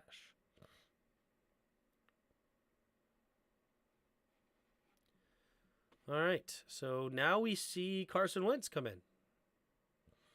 Right? After the second turnover, it's Carson Wentz time.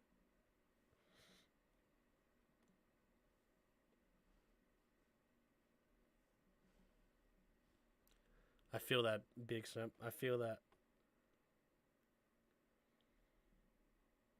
Okay, caught at the goal line.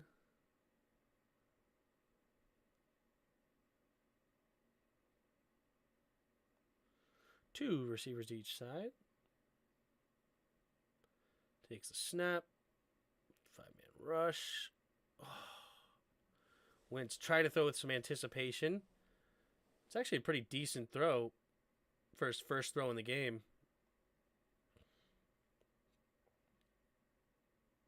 But a little bit too high and outside. At least it's not a ball that could be picked, though. He threw it wrong in the right direction.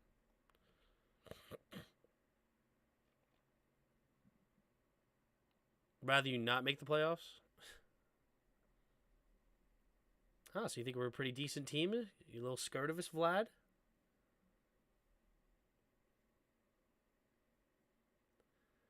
All right. Handoff up the middle here. Nice run there by Jonathan Williams.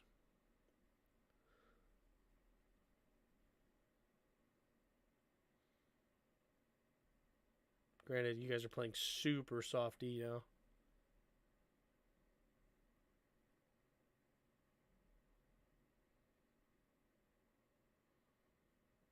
Slinging it out there.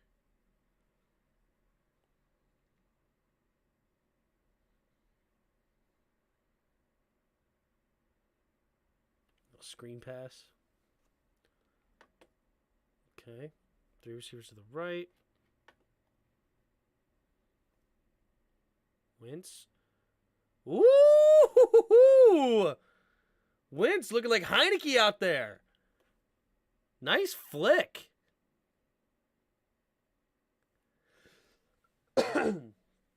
Nice play, Wentz. I like it. A little off schedule. Off topic, but what do you think about Nathaniel Hackett getting fired? I thought it was a little bit overdue, honestly. I thought the Broncos looked horrible. He looked lost at times, horrible time management, not understanding when should go for the field goal or blah, blah, blah. His offense was stagnant and just trash. Not a very good leader. In my his press conferences were sloppy and weird. From what I saw, yeah, Nathaniel Hackett totally deserved to be fired. Quick throw out there to Logan.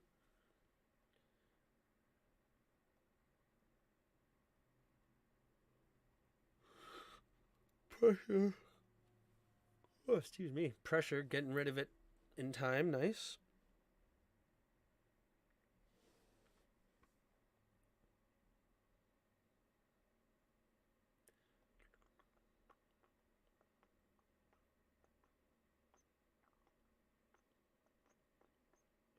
Blitz coming. Nice. Good blitz recognition. Get it out to Gibby.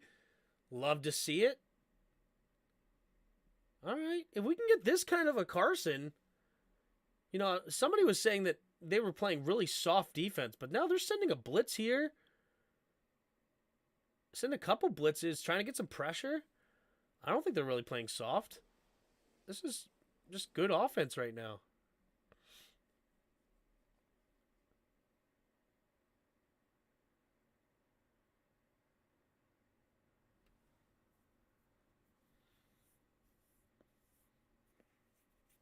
I hope we get the Wentz that I wanted when we traded for him. Because I loved the Wentz trade. But he just disappointed me in the beginning.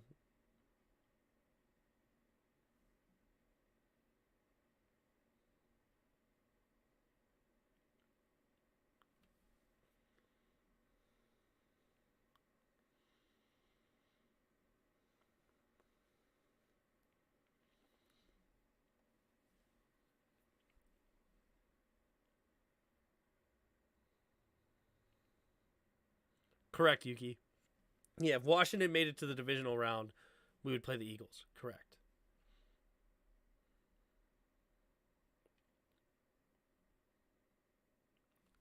Wild card round, Vlad is correct. 2 versus 7, 3 versus 6, 4 and 5. Yeah.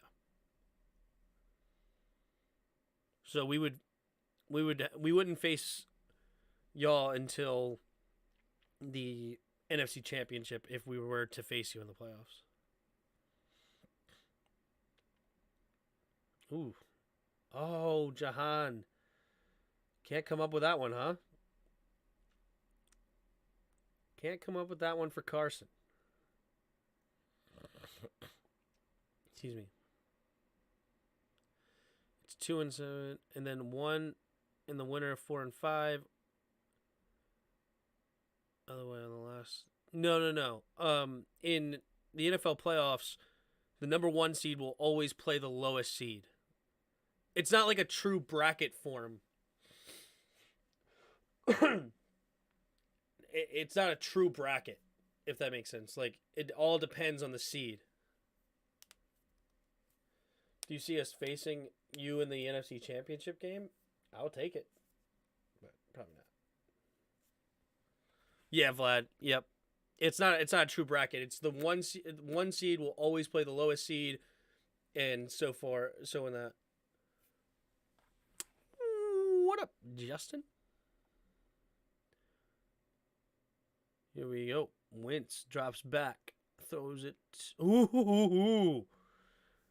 Nearly intercepted.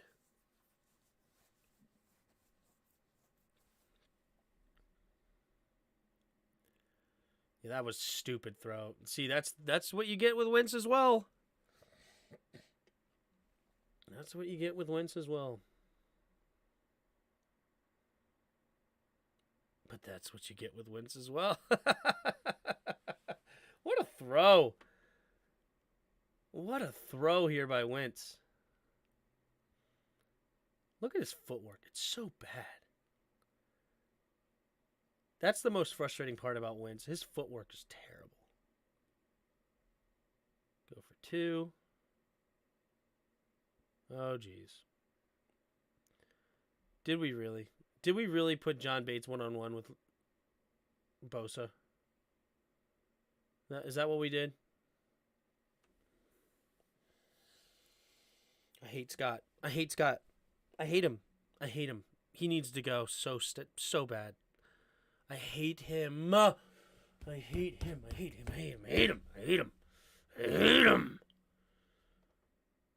It's so freaking stupid. What what is this freaking? What is that? Joey Slye, that was the worst onside kick attempt I've ever seen.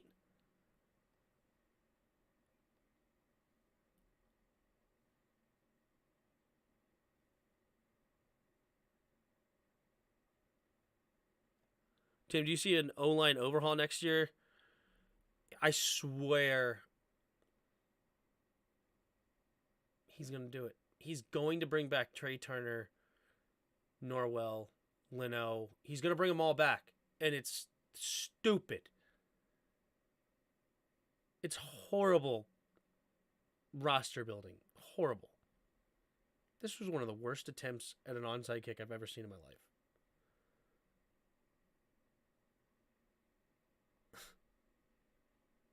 Maybe not literally, but I'm sure there's some bad ones out there. But that was horrible. Maybe it makes more sense like that to me. I feel you. Yeah, that's most how obviously all the other brackets work. But yeah, in NFL, the 1 seed will always face the lowest seed. The ball rolled backwards, yeah.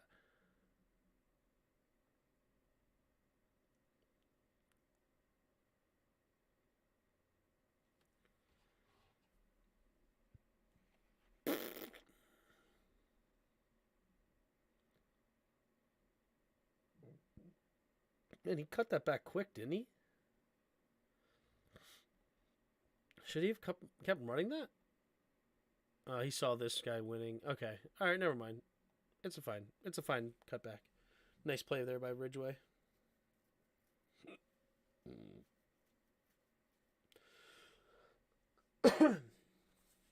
Yeah, they just run it down our throats for a touchdown drive because this is exactly... I'm just going to let this play. I'm not going to stop it anymore. Just a master class at run. Look at the zone. Nice cut back there by Price. Master class at running the football.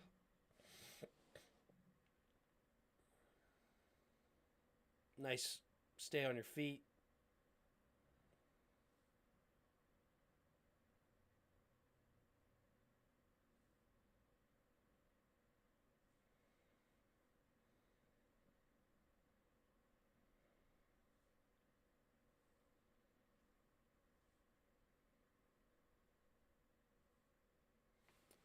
Robert, he does it all the time, too.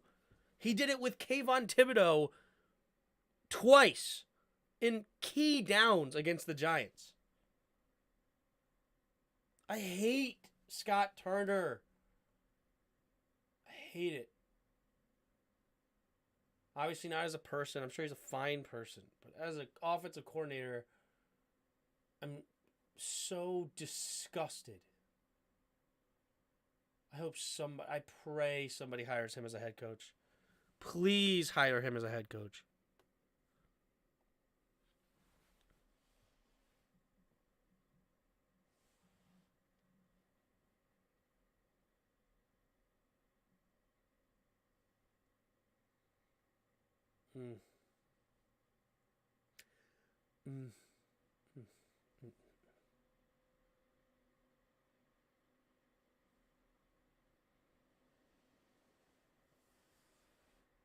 Get a sack, though. Nice. Who wants Scott Turner as a head coach?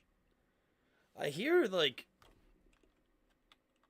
he's a head coach candidate. Head coaching candidates NFL 2023.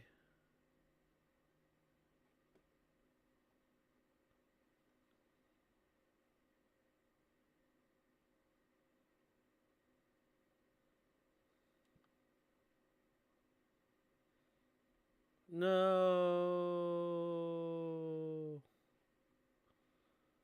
On that one, he's not anymore.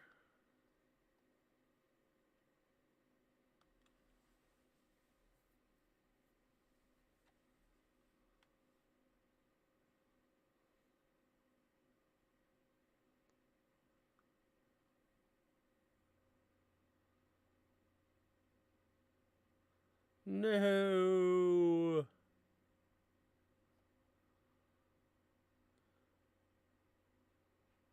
No.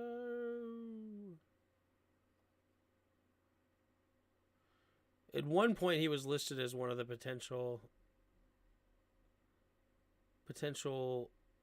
people to be hired, but he's not anymore.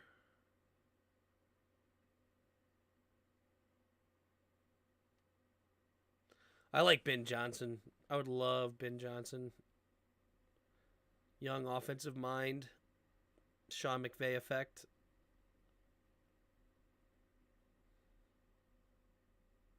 Shane Waldron is another good one. That could be a really good coaching hire. D'Amico Ryans could be a good one for a young guy, defensive minded. Not really interested in a defensive minded head coach, but he could potentially be a really good one. Darn it. He's not a potential coaching hire anymore. Tim is tired of the film. I told you I wasn't going to pause it anymore. I mean, there's nothing else to really break down here. I mean, the game's over. You know? The game's over, man.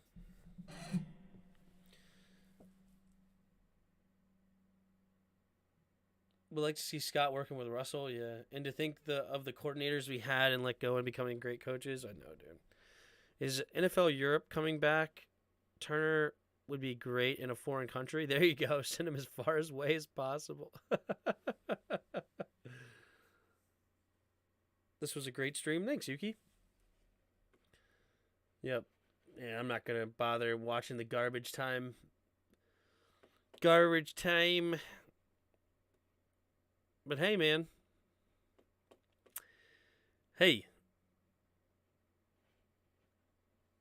I appreciate all of you, of course. Number one. Appreciate you guys. And how's JW? Pretty good. Pretty good. I actually have to talk to him. I have to see if we're going to do the show tomorrow. We may not do Skins in the Game tomorrow. Actually, I got to talk to him. Paul, great breakdown. Thanks, Tim. Thanks, man. Thank you for being here. So, any thoughts on the game? Any grades? I guess I could do a grading system eventually. Let's see. Heinecke gets a big fat F. I'll give him a D- for that one tremendous play. Perfect play he ran. But other than that, I was very disappointed in him. Offensive line gets the lowest grade possible. Terrible. Brian Robinson, I feel like only gets like a C for this game. He kind of regressed a little bit in this game. I was disappointed in him a little bit. Jahan Dotson gets a C. A couple of dropped passes. He did make the nice catch, but unfortunately it didn't count. Maybe C+.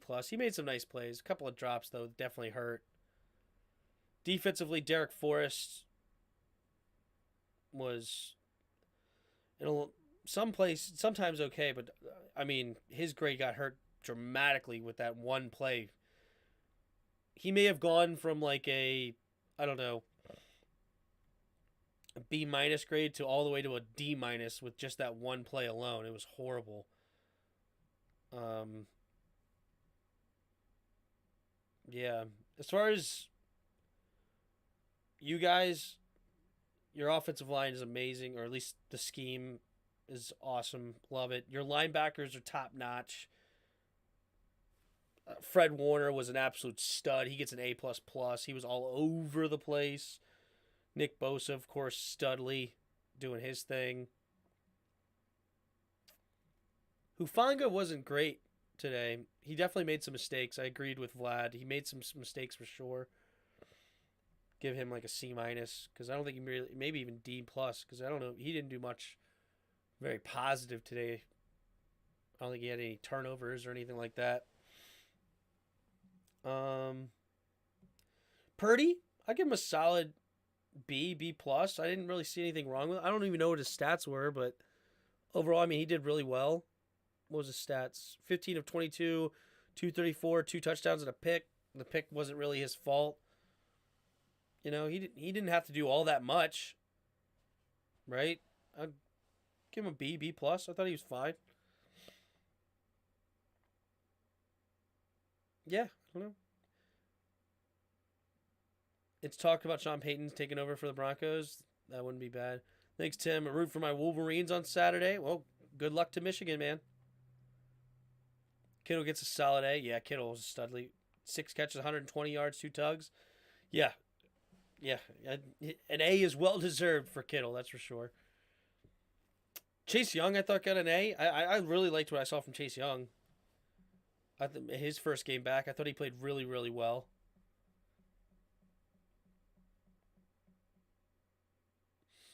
The rest of our defense can get a C or worse. I don't think the rest of our defense played very well.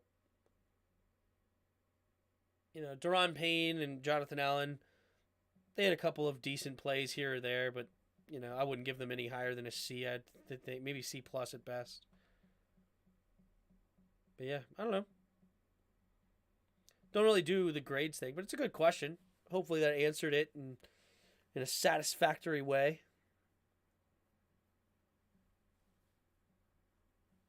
Our coaching staff, Scott gets a big fat F. Jack Del Rio, I don't know, C. Ron Rivera, D minus. But yeah, Young gets an A for effort, and an effort finally showing up in week 16. Yeah, the grades can be interesting. Yeah, I'm not against grades. I just don't normally do it as well. Should have kept Kyle. Yup. That was our revenge game for 2020. There you go. Ron says he's going to ask players to start Sunday. Yeah, right. Decision was already made. I thought the decision was made. Ooh. Not sure why this thing says aim is Sims on me. What? Thank you for explaining the bracket thing. I didn't know why, but had it messed up and thought it was a bracket from the lowest seed. Yeah, no worries, bro. It's all good. It is all good. Our running backs get a B. Same for wide receivers. Secondary gets a C.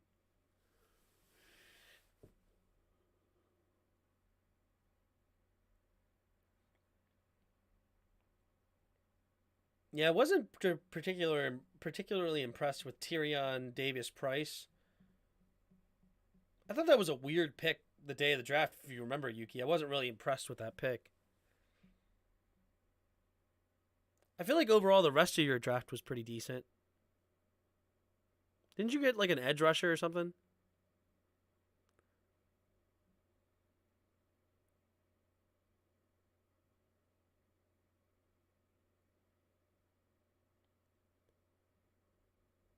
Is there skins in the game tomorrow? I have to talk to my wife. There may I may go with her to a birthday party actually tomorrow. I have to talk to my dad too. We'll definitely be back Thursday though. Definitely be back Thursday. You missed Tim being an absolute confused in the third quarter. Yeah, that was bad. He's another one that's going to be shipped off, the running back. Oh, yeah. Drake Jackson, that's who it was. I have his football card. My football card collection's coming along. Got some cards for Christmas. Trying to collect the full set of these NFL Prestige. I'm having fun with it. I think I got all the Niners cards you can get. I have Trey Lance, Eli Mitchell, Deebo Samuel, Brandon Ayuk, George Kittle, and a green rare, which means there's only 249 of these cards made. I have Trent Williams, Nick Bosa, Fred Warner, Joe Montana, and that's all the base set for San Francisco.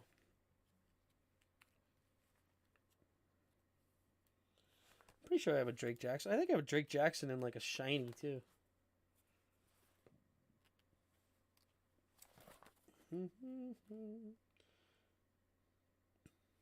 Drake London. Wrong Drake.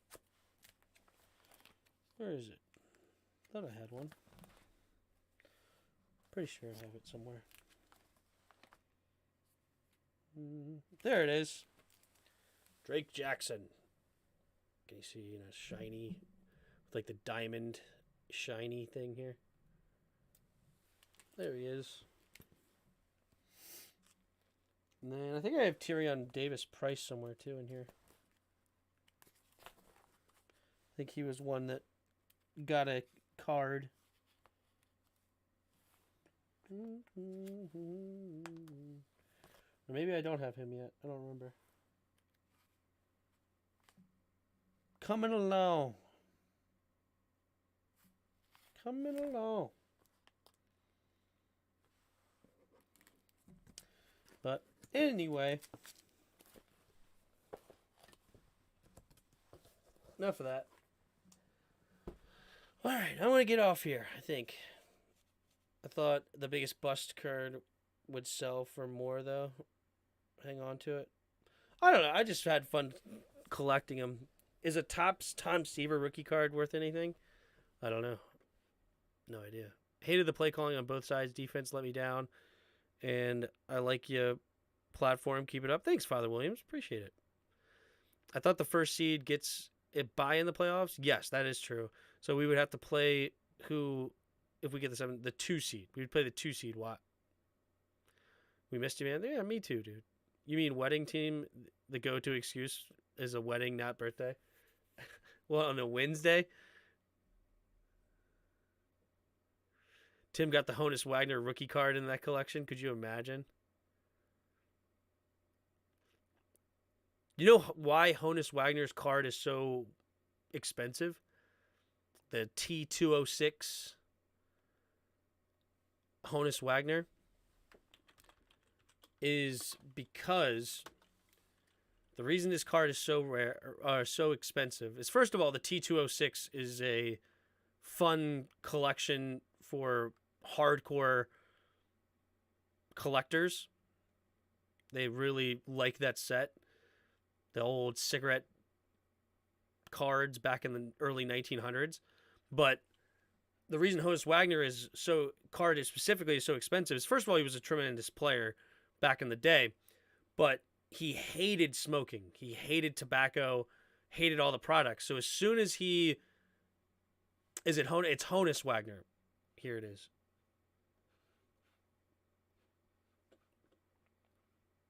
Like this one.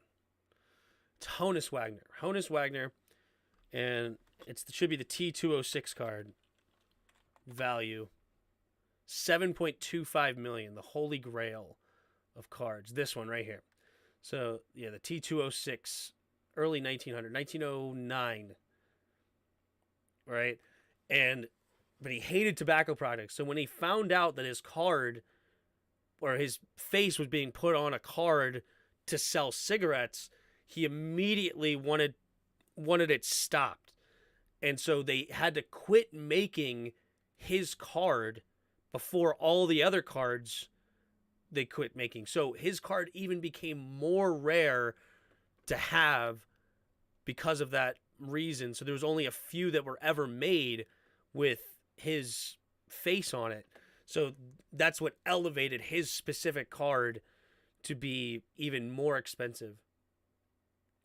What's crazy is that this card is worth $6.6 million, and it's only graded a 3.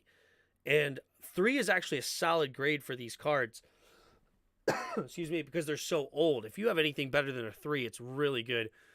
The reason I know more about these T206 is because my boss and my uncle, same guy, his dad had a big collection of these. Maybe, I don't know, not a big collection, but maybe like 150, 200 cards. And we ended up having one card in particular, T206 set.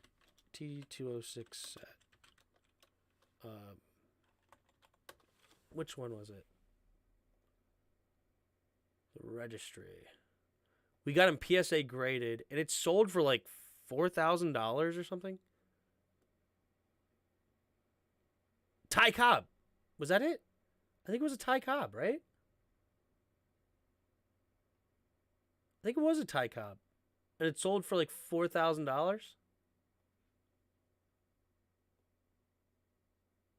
Let me look at it again. I think it was Ty Cobb with like the red background. Red background. Yeah, this was it. Or was it? Crap.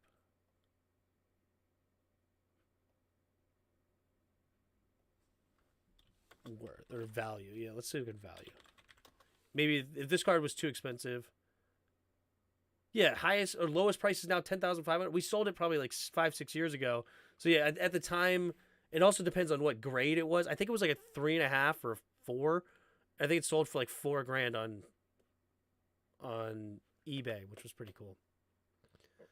But anyway, that's why I know a little bit about the T206. I'm referencing Honus and Me. My Dan got him for the uncultured. I gotcha. Don't forget, if you get the Honus Wagner card, you can travel back in time to the 7th game in the World Series, where Honus helps you boost your self-esteem to play baseball. There you go. A ball signed by 27 Yanks is worth quite a bit. I bet. Ty Cobb didn't sign autographs either. Ah. Yeah, his card was worth a little bit. This was it.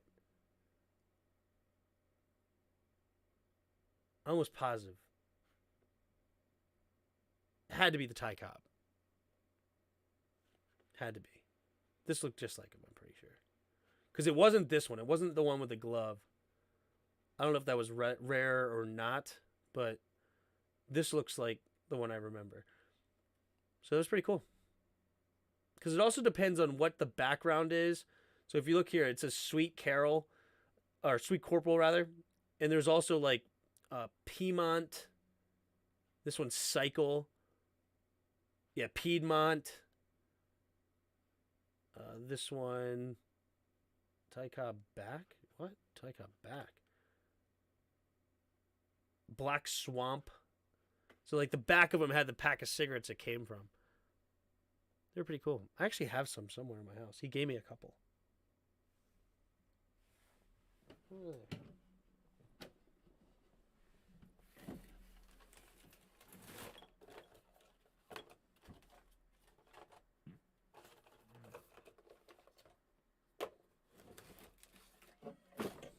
I don't know where they are. They're somewhere. But anyway.